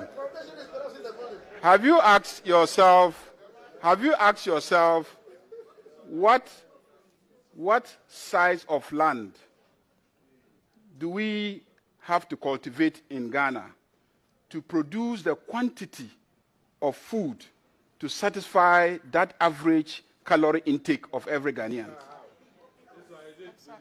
Do you know what size of land in Ghana is actually subject to agricultural activity to meet that calorie requirement of every Ghanaian? And the deficit, which should be your target in terms of increasing the farmland size, overall national farmland size. Have you thought about these basic technical questions? Thank you, Mr. Chairman. I'm very happy about the concern expressed by my good friend Mahama Yariga, and such concern is captured in the advice that he's giving me to, if I am not satisfied, to go to court to get my name cleared. Honorable, I'm grateful. I'm extremely satisfied in the recommendations in the white paper. But I will consult you after this if there's anything that I need to be aware of. But for now, I'm satisfied with the white paper. On the issue of calorie intake, I'm not too sure if we should start with OPK stomach or Honorable Dambochi. You can tell that averages are affected by extremes. That's why we have average. Yes. So you take his stomach and the other stomach, and then you strike the average. But should we do that? I think we're looking at the male calorie intake of about 2,000 to 2,500, and a female of about 1,002 to 2,000. But I think it's not really about land size. It has everything to do with the yield. And that is why I said, and I have repeated, that the idea is to look at improved seeds that will increase the yield per acre. And if we're able to drive that, we will achieve enough, because we have the land. I think our farmers, the 3 million farmers in Ghana that we have, are working on about 9 million hectares of land, yet we are not meeting the demand. And so the whole idea is to increase the yield. And that's one thing that I'm going to work with the research institutions to ensure that yield in our cash crop, in our food basket, and in cocoa is improved to achieve the right results. I thank you for caring about me. Thank you. Now on leadership. Yeah. Thank you, Chairman. And Honorable Brian Achampong, my friend. You ask questions on the other one. On your CV, you said between 2005 and 2009, United States Air Force enlisted. May I know the rank at which you were enlisted and the rank at which you left in the U.S. Air Force?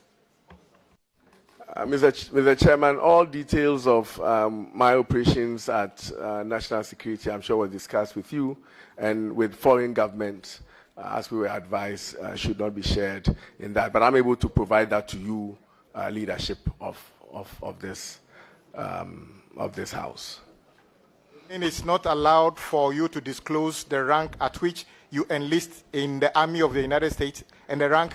We see them display General Days, Colonel Days. What is the national security about this? You are in leadership and you'll be apprised with that information today. Mr. Brian Achampong, you in part of your answer, you said you provide IT services to the government payroll. You said it right now as part of your answers. I think government payroll is quite a sensitive government platform. Do you think it is appropriate for you serving in government and also privately? I don't have any problem at all with members of parliament engaged in private business. But do you think it was appropriate for you to be a national security minister and managing government payroll platform?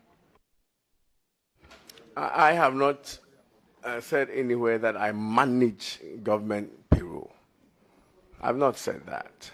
What I have said is that I designed a product that has been procured and in use by government. I don't work at an accountant general or process their payroll on a day-to-day basis. I don't do that. You own the software by which the government payroll operates? It has been procured, so I no longer own the software. Do you provide any after-sales service to the software at all? Naturally, if you understand anything about IT. I do understand a bit. Thank you, Mr. Architect, the Honorable Architect. You will realize that because of advancements in IT on a day-to-day basis, there has to be updates and upgrades. But the company that owns the software that I used to manage provides those updates and upgrades. It is not done by me. You still have interest in that company? Do you still have an interest in that company that provides the after-sales service to the platform, the software? Yes. That's the answer I wanted. If you go to the report of the Commission on Inquiry into the IRSO West Wagon event, 14th March 2019, precisely page 63, and I read from item 8.3.1, individual liabilities. The Commission recommends the criminal prosecution of Mr. Ernest Akomia alias Dobo for the unauthorized possession of firearms under Section 1921 of the Criminal Offences Act. 2. 8.3.2. The Commission recommends the criminal prosecution for the offense of assault, to wit, the slapping of Mr. Samuel George by Mohammed Suleimana. 3. 8.3.3. The Commission recommends the immediate removal of DSP Samuel Kojo Azugu from command responsibilities at the Ministry of National Security, given his failure to appropriately command and control the SWAT team, of which he had charge during the operations of the Bawaleshi school polling station. It is recommended that he should be reassigned by the IGP. It goes on and on and on. Whilst you were at the ministry, are you aware whether the two gentlemen who have been asked to be prosecuted, as a minister, what step did you take to actualize what government, the report recommended, together with your colleague, the Attorney General?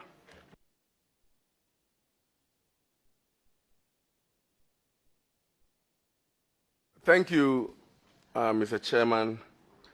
I will take 831. And it does not apply to me, and I don't have any information on what the National Security Council Secretariat did. I also don't know about what happened to Mohammed Suleimana, but I have a copy of the white paper, and I'm sure you do, and whatever was said about them.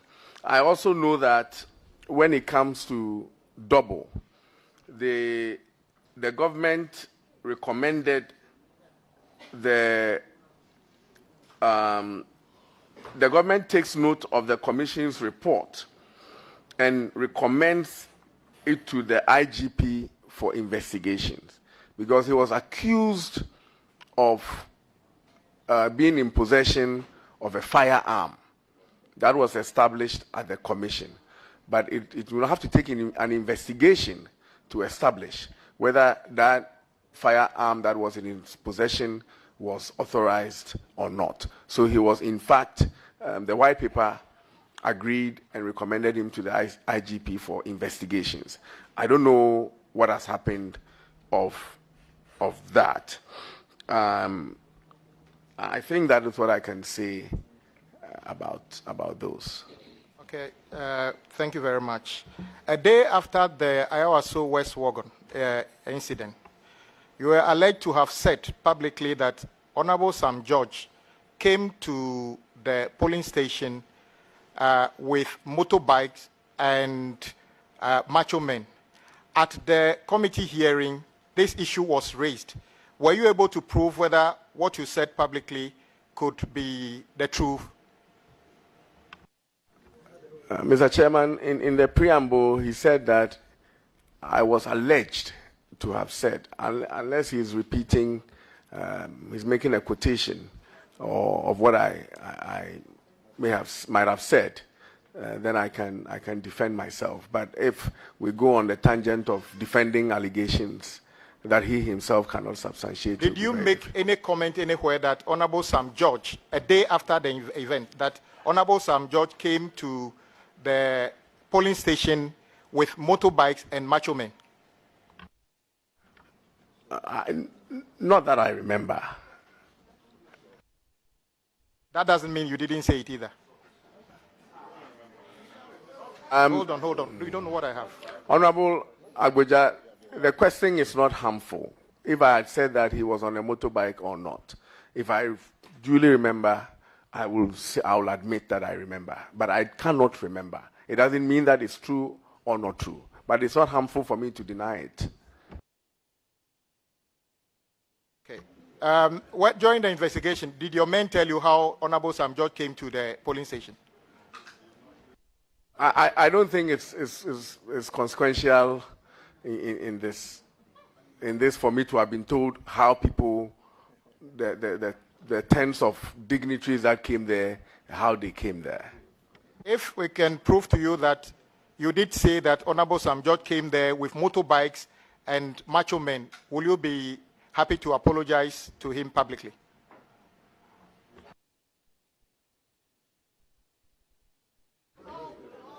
Unless you are saying Let's that... say this because you said you can't remember currently. Unless you are saying that riding a motorbike is offensive. Because that's also one of my favorite modes of transport. So riding a motorbike is not offensive. I said motorbikes. I don't know how many people can ride 2 motorbikes at the same time. I said motorbikes and macho men. So it is not merely about him riding a motorbike as a means of transportation to the polling station. Honorable Chairman, there is nothing wrong in riding a motorbike. There is nothing wrong as a member of parliament going around on election day with security. I don't see anything. I do it. Every politician has boys who follow him around on election day. There's nothing wrong with that. So even if I may have said it about Sam George, I don't think that, I'm not too sure, unless I accused him of something that he may not have done. And if my attention is drawn to it, I will apologize. But there's really, I don't see where we're going with it. I'm sorry. We can leave that one there. I am happy you did say that the CEO of Cocoa Board is here, and I welcome him, and then Honorable Fifi Boafo. On the 2nd of November 2017, 2nd November 2017, it has been published in Business Ghana that the Cocoa Board uncovers ghost Cocoa Road contracts under President John Mahama NDC government. Then on City News portal, October 5th, 2020, publication of Cocoa Road report depends on government. As the new minister taking over the very important entity as Cocoa Board, I've read the first one where the chief executive, fortunately he's still the chief executive, alleged that a government procured contracts under Cocoa Road, and he calls it ghost. Ghost, I haven't seen a ghost before. Basically, it means it doesn't exist. And then the Cocoa Board went ahead and set up a committee to investigate or audit the Cocoa Roads. Indeed, he admits that the report is ready. Yet they are saying that the Cocoa Road report is not for public consumption. May I ask you, because I've asked your predecessor a dozen times on the floor of Parliament.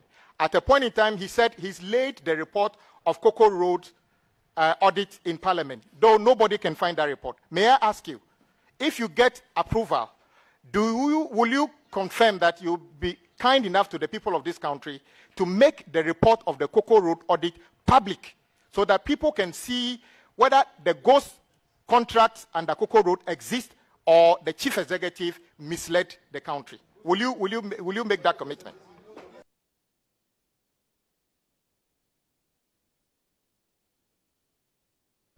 Mr. Chairman, with your kind permission, if we can let the CEO take the seat and answer this question. Fortunately, he can't. You are under investigation. Now you have a role, and he says that, will you publish if the report is available? Will you publish it? That's the answer. Mr. Chairman, I'm hearing about this now. Every report produced in the ministry should be a matter for public consumption, especially to Parliament, if it has to do with cocoa and not classified by the state. So if there's a report, then it has to be read by Ghanaians, and Parliament must know about it. So I don't think that, unless there's something that I am not being told, but I can assure you that if there is a report, Parliament shall know about such report. Thank you very much for your commitment. I appreciate that. Honorable, there's this issue also about your predecessor, as his reaction to the food price inflation started a policy of selling some staple food, predominantly plantain, at the ministry, and he promised to repeat that at other places. Now that you are taking over, are you aware of that policy, and will you be continuing with that policy? I read about it, but I don't really know much about it. But I read about it, I saw it on TV, in the dailies, nicknames being called Bodiera and things like that. Bodierman, yes, but I heard about it, but that's just about it.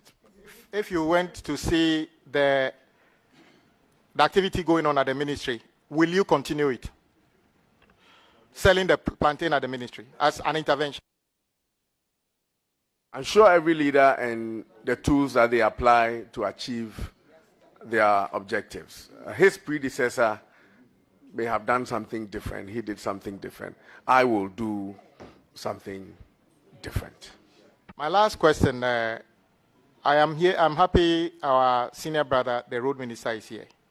The issue of Cocoa Road is a very significant problem to this country. As a matter of fact, every government intervention you can talk of, whether it's healthcare, education, agriculture, tourism, would depend on good roads. I am happy the Cocoa Board actually offered to intervene by awarding Cocoa roads. The last time he met us, he gave us a figure of roughly 14.511 billion. That is the total commitment of Cocoa Road projects under the Cocoa Road, which you are coming to inherit. I know in the past, the government of President Mahama was accused of awarding Cocoa roads to the tune of about 5 billion. Now we are almost at 15 billion. How do you intend to service the contractors, certificates, and other things, and still get the roads done if you are given the nod?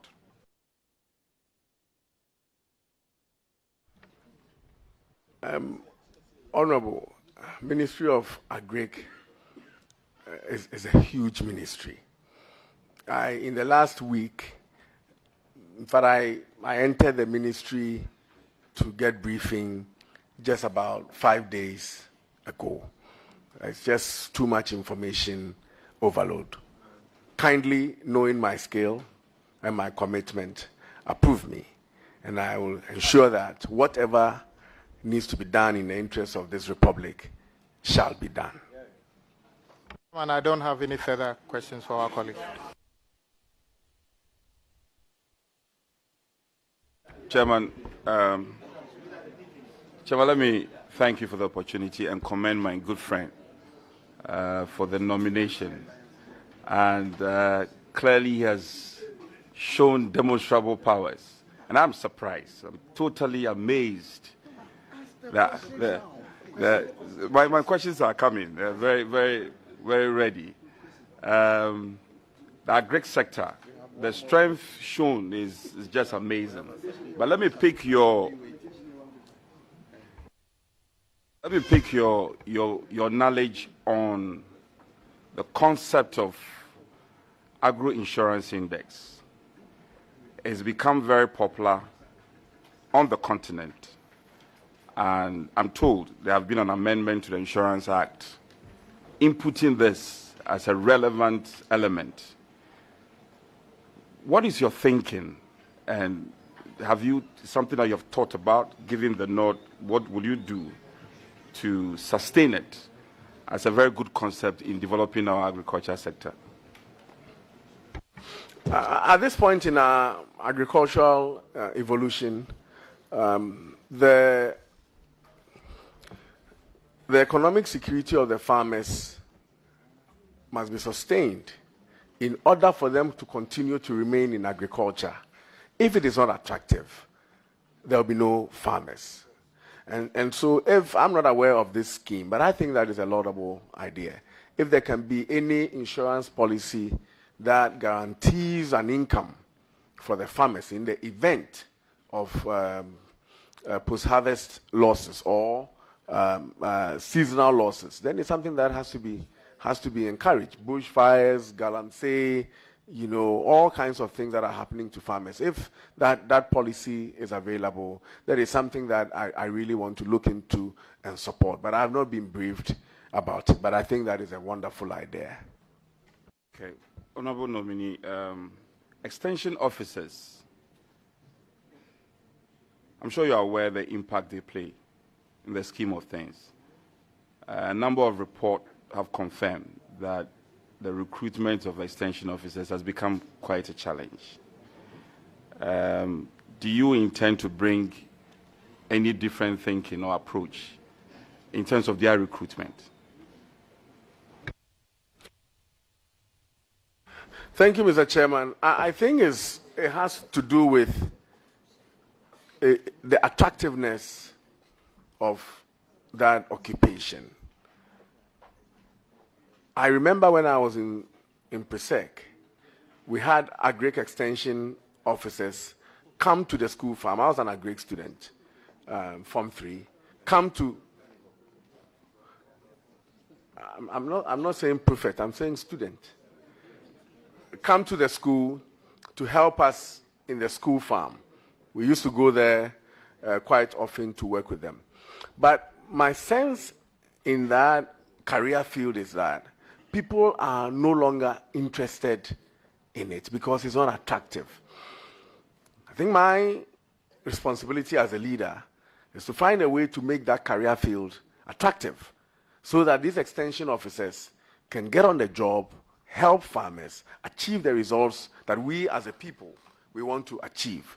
And if I am able to refine that career field to get more young people to be interested in extension, agric extension work, I think that I would have achieved. It is not just agric extension, even the veterinary services. As we speak, they have a deficit of about 1,800 people that with the nod of the Deputy Finance Minister, I know if I'm approved this week, next week I'll get a financial clearance to get these people, these veterinary officers in to do the job as required by the Republic. So, Honorable Leader, that is how I will answer that question, that we need to make extension services attractive so that they can deliver on their mandate. You are very reputable for successful business, and I bear witness to that. What is it that you will distill from your successful business life to be applied to this new sector, if you are gracious enough to?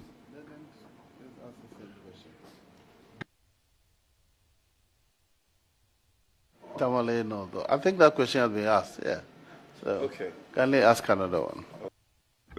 Mr. Chair, let me go on to the thinking generally in this country about agriculture. You know, generally, most farmers, every farmer, do not appreciate farming as a business. How or what do you think you can bring on board differently for our farmers' sense of appreciation, appreciating farming as a business, and to make ends meet out of it, running it as a business? I don't know if you get my point. What will you do differently? And I heard you loud and clear when you said attractiveness of the sector, extension officers, because the business is not attractive, people are not encouraged to go into it. What will you do to change the concept and the way we appreciate farming, generally? I think business has everything. If you want to take agric as a business, then you are looking at the rewards. It is the rewards that will keep people on the job to continue to produce for themselves and invariably for our food security, if you are looking at agriculture as a business. And therefore, as a leader of a ministry, my job is to make sure that they continue to get that reward that they seek. You should know that a businessman who is involved in agriculture, his first interest or primary interest is not to feed the country. His primary interest is to make money. And therefore, make that reward available to them incentivize them, get NAPCO to buy their farm produce as and when they have excess. Make sure that at least the government infrastructure, school feeding, police, military, prisons are all taking advantage of the produce that our farmers produce, so that they don't produce, it goes to waste, and then the following year you expect them to go back and plant. My job is to make sure that I provide the leadership that whatever they produce, there will be market for them, and I will do that. Okay, let me try and conclude on this. I'm reliably informed that Ministry of Agri has been very successful in their bid to manage debt owed to fertilizers, suppliers, and seed suppliers to your sector. I don't know what briefings you've received. How would you relate to this? Thank you, Mr. Chairman. As a majority chief whip, you will have more information than I do. I am just now being immersed in the sector, and I'm sure that when I get in there and I'm comprehensively briefed, I'll take decisions positively for this republic. Chair, this will be all, but just to provide information to my friend that I'll be available when he needs any consultancy on your advert is overruled. Your advert is overruled. Agro enterprise. Yes, Honorable Ranking.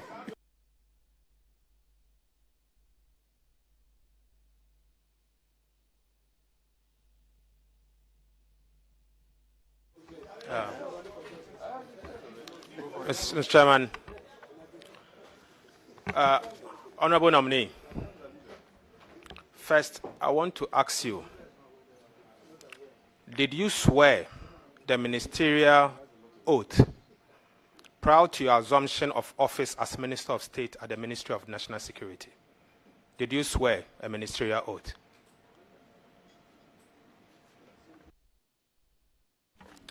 As part of the swear, Mr. Chairman, yes, as part of the swearing-in process. Do you remember what you swore? Can I recap it and read to you?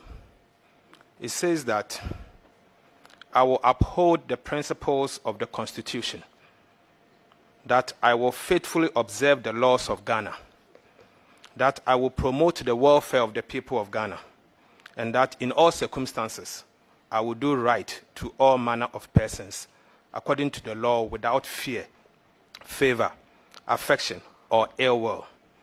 Is that the oath you swore? The ministerial oath. If you say so, unless it has been revised. Will you, this is the ministerial oath, would you say you upheld your ministerial oath whilst you served as Minister of State at the Ministry of National Security? No, I picked it from the ministerial oath. It's the same thing. It's the same thing. I can read it again to you. So you have types of oath: the oath of secrecy, oath of office. Yes, oath of office, oath as Minister of Member of Parliament, and then the ministerial oath is oath of office. Yes, oath of a Minister of State is here. So let me read the ministerial oath to you again. Page 207 of the Constitution. You don't have to. I heard the first one, but okay. If the question is, I want to know. Can you are not a member of the committee. You are just interjecting me, Honorable Leader. Allow me to make my point. Allow me to make my point. Mr. Chairman, I've read it. With the greatest respect, now that you call me into question, what you read certainly is not the oath of a Minister of State. I don't know where you conjured it from. Read from the Constitution, with the greatest respect. Honorable Leader, first, you are not a member of this committee. And the chairman never called you. So you are completely out of order. You are completely out of order. Address the chairman first. The chairman did not give him the. Go ahead and. You don't rule So, me out of Mr. order. Chairman. You don't rule me out of order. Very You have well, no such authority Mr. to read me. Very well. Now, You have no such authority. order. And now, I gave you the chance to raise the objection. Now, please proceed. Would you say you held that office, you upheld that ministerial oath whilst you served as the Minister of National Security? Did you upheld the oath? Without more. I did not hear you. Can you repeat that again? Without more.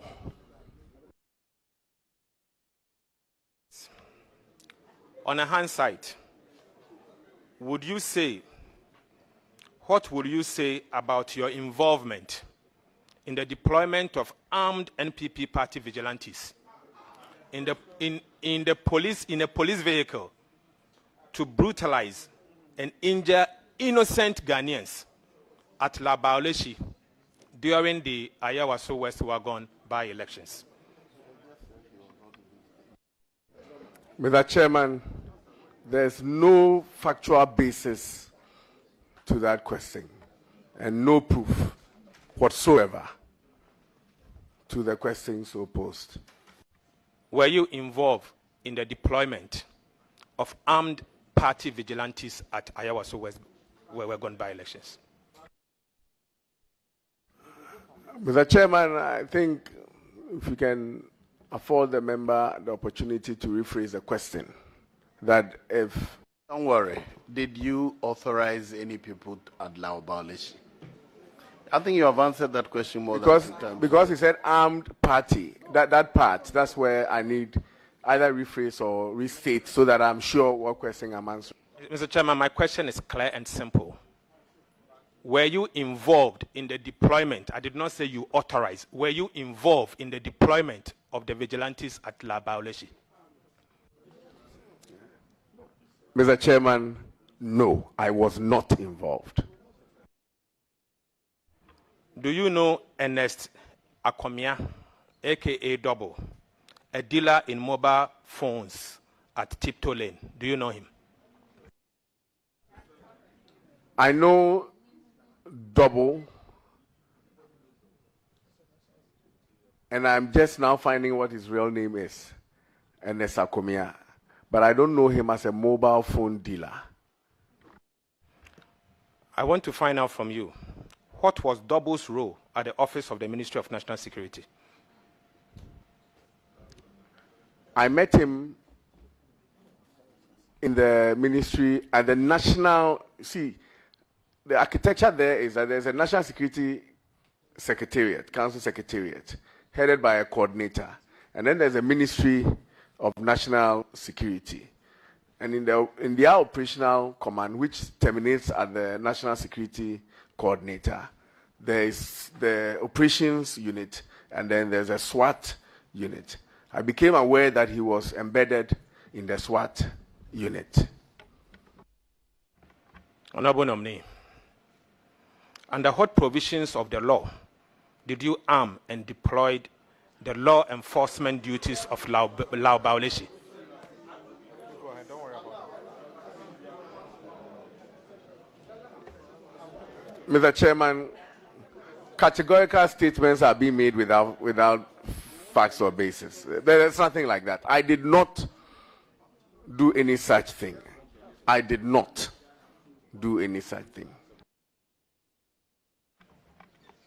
Can you convince me to trust you as a Minister of State, considering what happened at Laobaleshi? But I told you are my friend. It doesn't matter. And today you don't trust me? I'm asking a question. Today you don't trust me? No, I'm asking a question that, can you convince me? You should be testifying on my credibility. No, it's not about credibility. I said convince me. We are here for the people of Ghana. Okay, so we have to ask the questions that are needed. And I'm asking the questions. I have to. Please, your mic's off. Now I have to come in.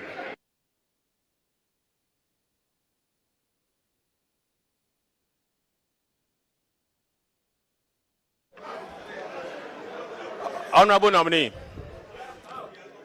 Honorable nominee. Honorable nominee. In your earlier statement, in answering a question posed to you by Honorable Minister for Energy, you said nobody died as part of the Ayawaso West Wagon by-election operation.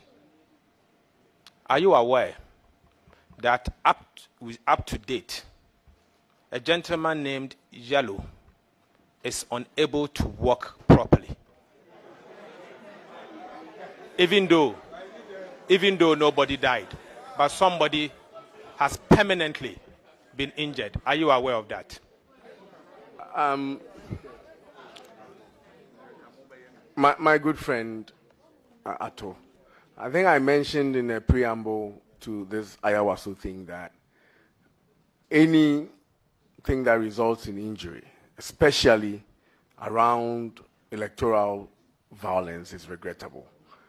If indeed the statements that you are making is of facts, then I'm saddened by it. I've said it shouldn't have happened. I want, if you can give me any details of this gentleman, I want to visit him. You know, it should never have happened. And if indeed he's injured, then I think that the state should do something about it.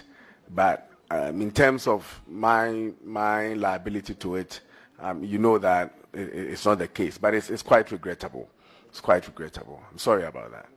Thank you for that. But, Honorable nominee, what have you done personally in your personal capacity as Mr. Brian Achampon, BA, for the injured or victims of Ayawaso West Wagon? What have you done personally? Mr. Chairman, I actually want to, and I wish there was a platform for me to have been able to. But you realize that up until today, and some members of even this committee have been surprised about my involvement in the matter. It had been hyped to the extent that I didn't even think that these people will want to see my face. And if they are watching this, if there's anything I can do, because I do it for people, I do a lot of philanthropy, and if that opportunity is there, and I told you can lead me, I will want to. Not because I was involved, but because my fellow citizen, it has come to my attention that my fellow citizen is injured. And if I can, I will. And if you lead me to it, I shall do that. Honorable nominee, the report of the Commission of Inquiry into the Ayawaso West Wagon event and the white paper on the report of the Commission of Inquiry into the Ayawaso West Wagon event both talked about the need to compensate the injured. Are you aware as to whether the government has compensated them? I pray that they have.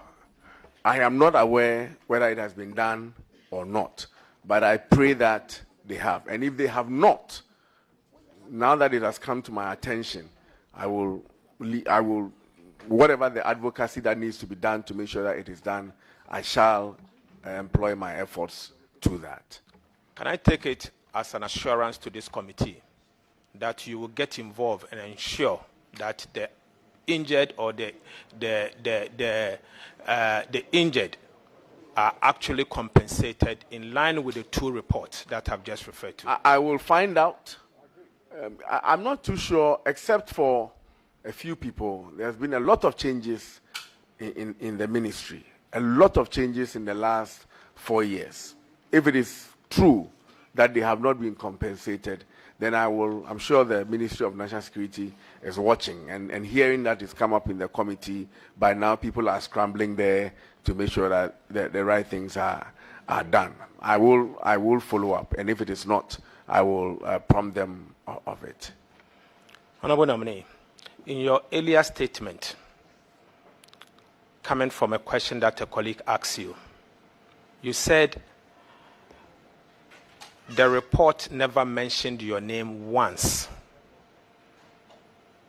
The report never mentioned your name once. Is that the case? Is that what you said? In relation to a finding that I specifically authorized the operation, not in anywhere in the 500-page plus document.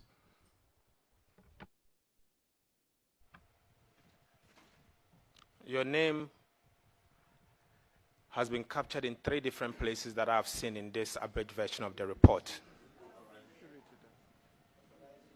In relation to me authorizing, I did not get that impression because you said your name was not mentioned even once in your earlier statement.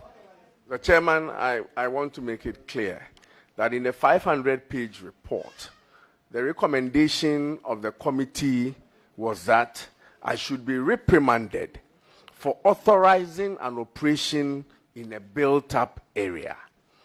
That should take a cue from a finding in the report that says that when XYZ appeared before the committee, they said Brian authorized us to do that. Throughout the report, there was no such evidence, yet it appeared in the recommendation, and that is exactly what I meant. Okay. Honorable Brian, I'm making reference to your CV. You said between 2005 to 2009, United States Air Force enlisted / Ghana, and your responsibilities included the following: attached to the Air Mobility Wing for operational readiness, managed small arms and fuel operations, executed military high command governors or presidential orders. Honorable nominee, you worked with the U.S. Army for 4 years. In what capacity did you work at the U.S. Army? In what capacity?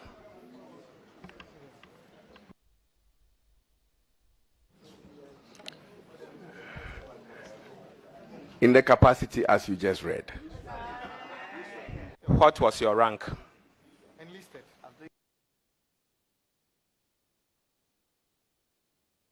Mr. Chairman, I ask this because as ranking member of this committee, it was only right for the honorable nominee to discuss this with us if he thinks that there are matters of national security and it cannot be made public. You discuss it with us before we sit here. But as I sit here, I have no information before me as if this is a matter of national security. So it's only right for me to ask those questions.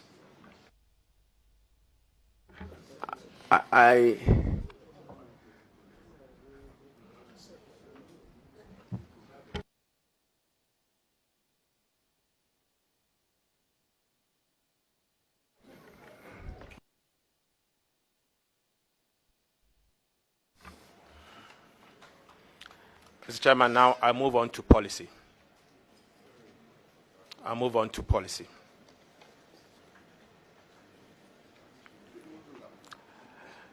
Honorable nominee,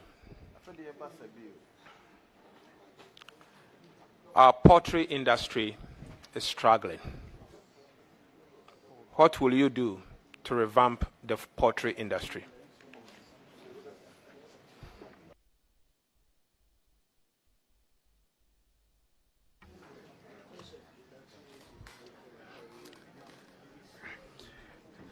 Mr. Chairman, for the avoidance of doubt, when you leave the military, you are either giving an honorable certificate or a dishonorable certificate. For the avoidance of that, I'm going to... We are moved out of that. Chairman, we the discussed public... something here. When we finish, we'll go with that, please. The public is interested, and I want to assure you that immediately we're done, I'm going to produce my honorable discharge certificate, which will state everything that I did in the military. Mr. Chairman, my question was not as to whether he had an honorable or dishonorable certificate. My question was straightforward. What is the rank? If you can't answer, all that information is on that particular document. That's what I'm trying to tell you. So you can't say it publicly, but you can say in public that you will bring the document to us. You have earned the right to be a leader, and you are entitled to certain classified information. On the issue, Mr. Chairman, what is classified about a rank? A rank in the army. What is classified about it? Just as you are misquoting even the branch of service that I was in. When you receive the documentation, you will now be able to know the branch. I am not comfortable with the way this question is being answered. Mr. Chairman, I asked a simple question. I just wanted to know the rank. You asked me to wait so that he brings the information to us. But if he's going back to it, then it's only right for him to tell us the rank in which he left the army with. It's only right. It's a simple question. Mr. Chairman, when confirmed, I understand the challenges facing the poultry industry.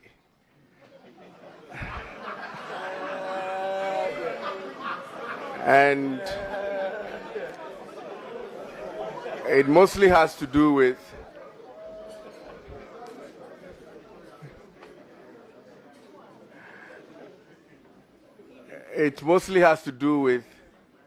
the inputs, soya, maize, and the price of these inputs. In fact, our poultry industry is virtually on its knees. We have to do everything possible. We're spending so much money importing frozen foods, making our population, our poultry farmers, unemployed. As a ministry, I will lead a process to ensure that the inputs that they require to make sure that the industry is viable will be pursued.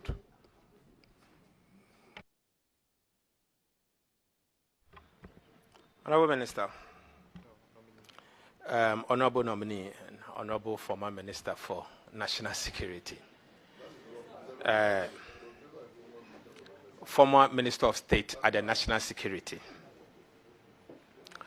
poultry feed plays a major role in the survival of our poultry industry. Currently, the prices of poultry feed has tripled. Is there any measures you can put in place to ensure that our poultry farmers can get access to this feed at a cheap cost so that our poultry product can also be cheap? Honorable Chairman, I'm sure that if the inputs were cheap anywhere, the poultry farmers themselves would have gone for it. It has to do with our capacity to produce these things locally at the cost where it will be bearable for them, so that this input will in turn lead to a reduced cost of production for them. At the moment, it's beyond their reach. The maize is not there, and if it is there, they just can't buy it, because you cannot sell the chicken at the price where nobody's going to buy. So they are vacating the trade. It is our job to make sure that there's improved seeds, high yields, that brings the price of the maize down and the soy down, so that the poultry farmers can have access to it. That is just what we have to do. And that is what I have said over and over again that I intend to lead. Ghana imports onions from Niger, amounting to $100 million annually. Niger, onions from Niger. I want to find out from you as minister, this is low-hanging fruit. What short-term measures can you put in place immediately so that at the minimum, Ghana will not produce, will not import onions from Niger? Honorable Chairman, why should Ghana import onions from Niger? There has to be something wrong with us as a people to allow us not to be able to produce onions in Ghana to feed ourselves. I mean, Mr. Chairman, if anything, if for nothing at all, we all have a piece of land in our homes to be able to plant our own onions. Why do we allow ourselves to import $500 million or $100 million worth of onion? This house, this parliament should have banned that thing long time ago. We need to commit ourselves to our own food security. And we need to provide the leadership as a minister, as a parliament, as a government to be able to achieve that. We have no business. Niger, half desert, half grassland, and we are importing onions from them. And we don't see anything wrong. Honorable Leader, be assured, this embarrassment will be stopped because we will produce to feed ourselves. Thank you. What is the status of one village, one dam? What is the status of one village, one dam? I have not been briefed on that.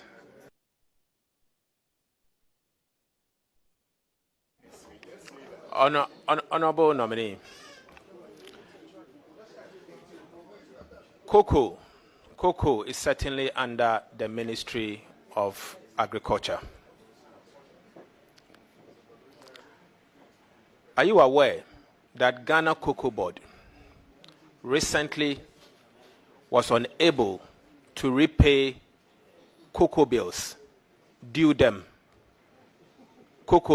Repay cocoa bills due investors. Are you aware?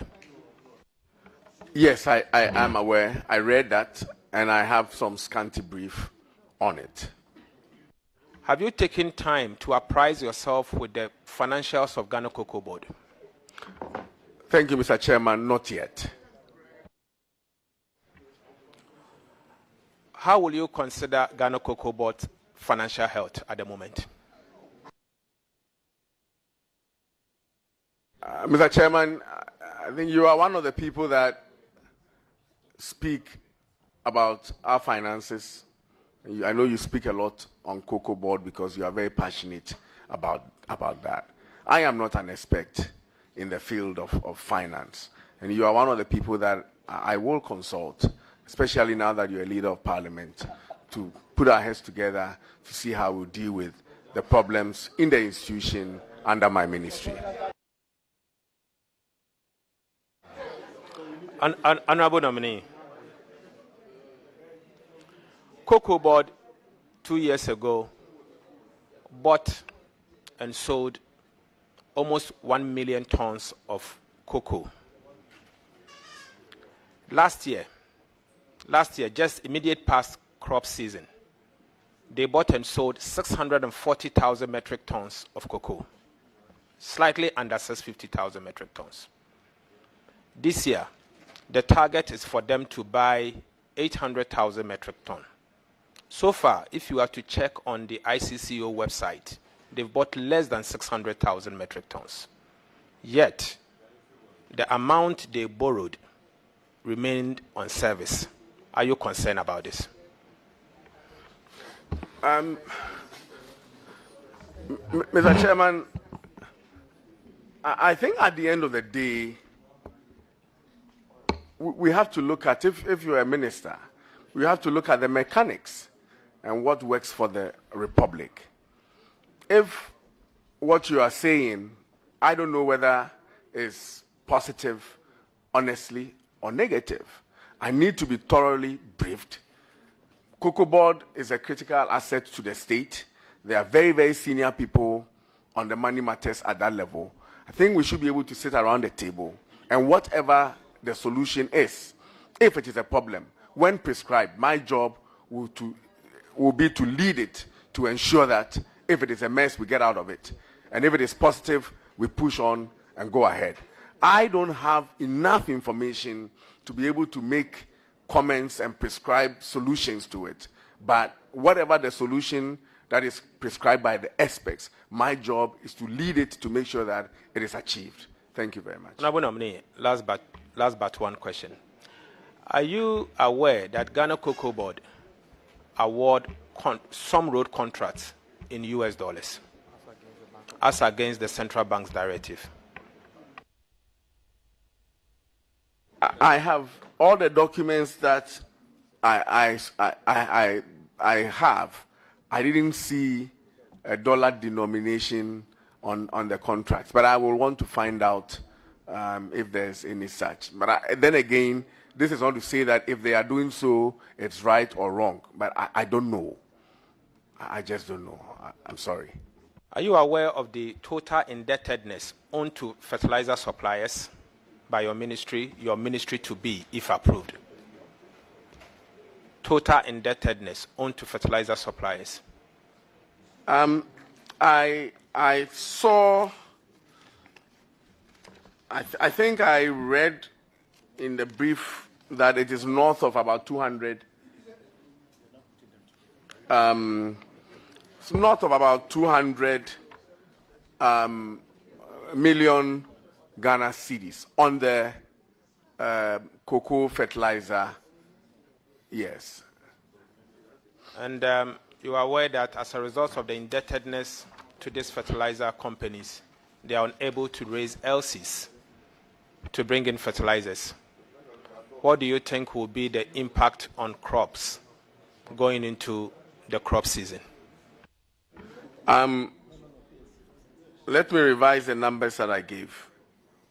What I have here is PFJ subsidies. So it may for food and jobs. Yes, it may not necessarily be all fertilizer. Let me clarify that. I have 4 headline debts, and one is PFJ subsidies of about 257, irrigation about. Absolutely, if there are small businesses faced with the challenges of government not paying up, then they will have the challenges that you are. And finally, so far, government of Ghana has spent 3.2 billion Ghana cedis on planting for food and jobs. Considering the output of the program, Planting for Food and Jobs, will you say the program has been successful or unsuccessful? Thank you, Mr. Chairman. I think you were succinct in the figures of how much has been spent, but what has been received, you have not told us so that I can compare. How much, according to your budget statement, the Ministry of Finance has disbursed to the Ministry of Agriculture for the purposes of planting for food and jobs? I got that. I want you to also tell me the output so that I'm able to compare. That is why I'm asking you, honorable nominee. You are going to the ministry. You are the one that the expert has briefed you. Considering the amount you have received, 3.2 billion Ghana cedis for the program, Planting for Food and Jobs. You know the output. Do you think the program has been worthwhile? I don't know the output. But I also don't think that 3.2 billion in 6 years is enough investment in agriculture for our food security. 3.2 billion is not all the investment in agriculture. It's the investment in one program at the Ministry of Food and Agriculture. Honorable Member, whatever the investment is, in so long as we have not been able to achieve food security, food resilience, and buffer, and for export, it means that the investment in itself is not enough. Thank you, Mr. Chairman.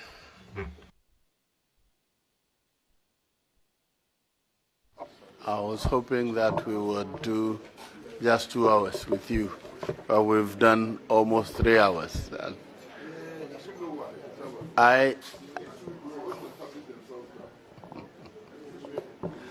I'll ask one question. A friend who is a poultry farmer sent me a question. He says that we would be able to overcome the feed challenges if we cut down the export of grains. Are you aware that we export some part of our grains, the soya and the maize? Yes. Do you agree that if we cut that down, our poultry farmers would get an advantage? It will help. It will not be able to meet the demand.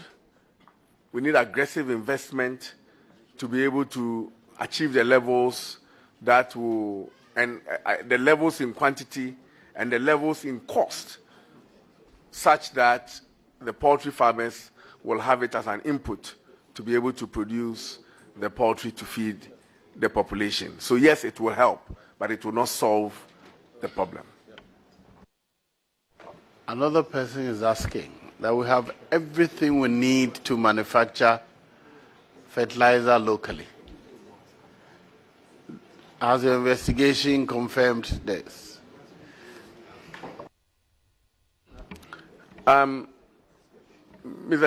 Mr. Chairman, I will find out. I know we do organic fertilizer from compost and peat and poultry droppings. But is it enough to feed the population? I don't think so.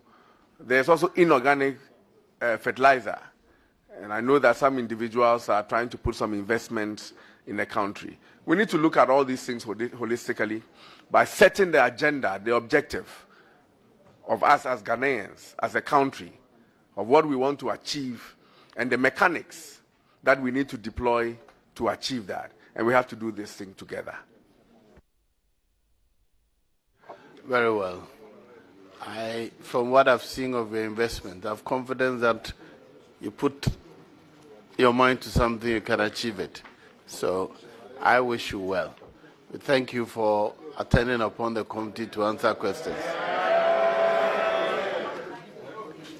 Before I discharge you, I accepted to, or I've agreed to recognize some people. You've mentioned some of them.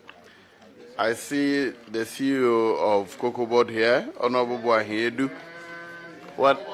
When I joined this committee, he was a member in 2009. Now he's heading Cocoa Board, he's selling cocoa. The head of Buffer Stock, Hanan, is also here. Okay. Now, Mrs. Janice Champong, wife of the nominee, is also here. And mother of the nominee, Madam Comfort Ampoma, you're also welcome. Right. Achimfosi Dwajimang, the third. Nana Mamunua, Abetifi Hine and Abetifi Hima, you're welcome. Nana Sumuamre Kunyampong, Kowu Asaka Hine. They call it Kowu Asaka Hine. Nana Boama Ayirepe, the third, and Kwetia Hine. You're welcome. Bafo Ejari Yabua, Siama, Kwewuma Rehine, Abene. Yeah. Nana Krobe Asante, I don't think him prior to Kwewu. And my own brother, Nana Oredu Wade. Kwetia Uncle Zohine. Brother Penny, you're welcome. And then Nana Safu Kantanka the third. Nkwetia Adontihine. As for, I'm not surprised that you're all here, Nkwetia, because Rock City is a sufficient investment for the community of Nkwetia. So we are grateful. I am also married to Nkwetia. I'm now coming to my party people. Nana, yes, I've seen Nana B. National organizer, I recognize you. Thank you for coming to support. And I see former MP, Honorable Collins Usamankwa. I said, because of his beard, I mistook him for somebody. I'm sorry, I think I overlooked. Yeah, Nana Kwetiahine, Nabo Amaya repeat the third. Nana Kwetiahine, Nana, we thank you for coming. You're welcome. All right, who is the D4? So I see that all the 18 caucus are here to support and other members of parliament. Today is not a sitting day, but you're here in your numbers. Thank you. We thank you all of you for coming. You're discharged.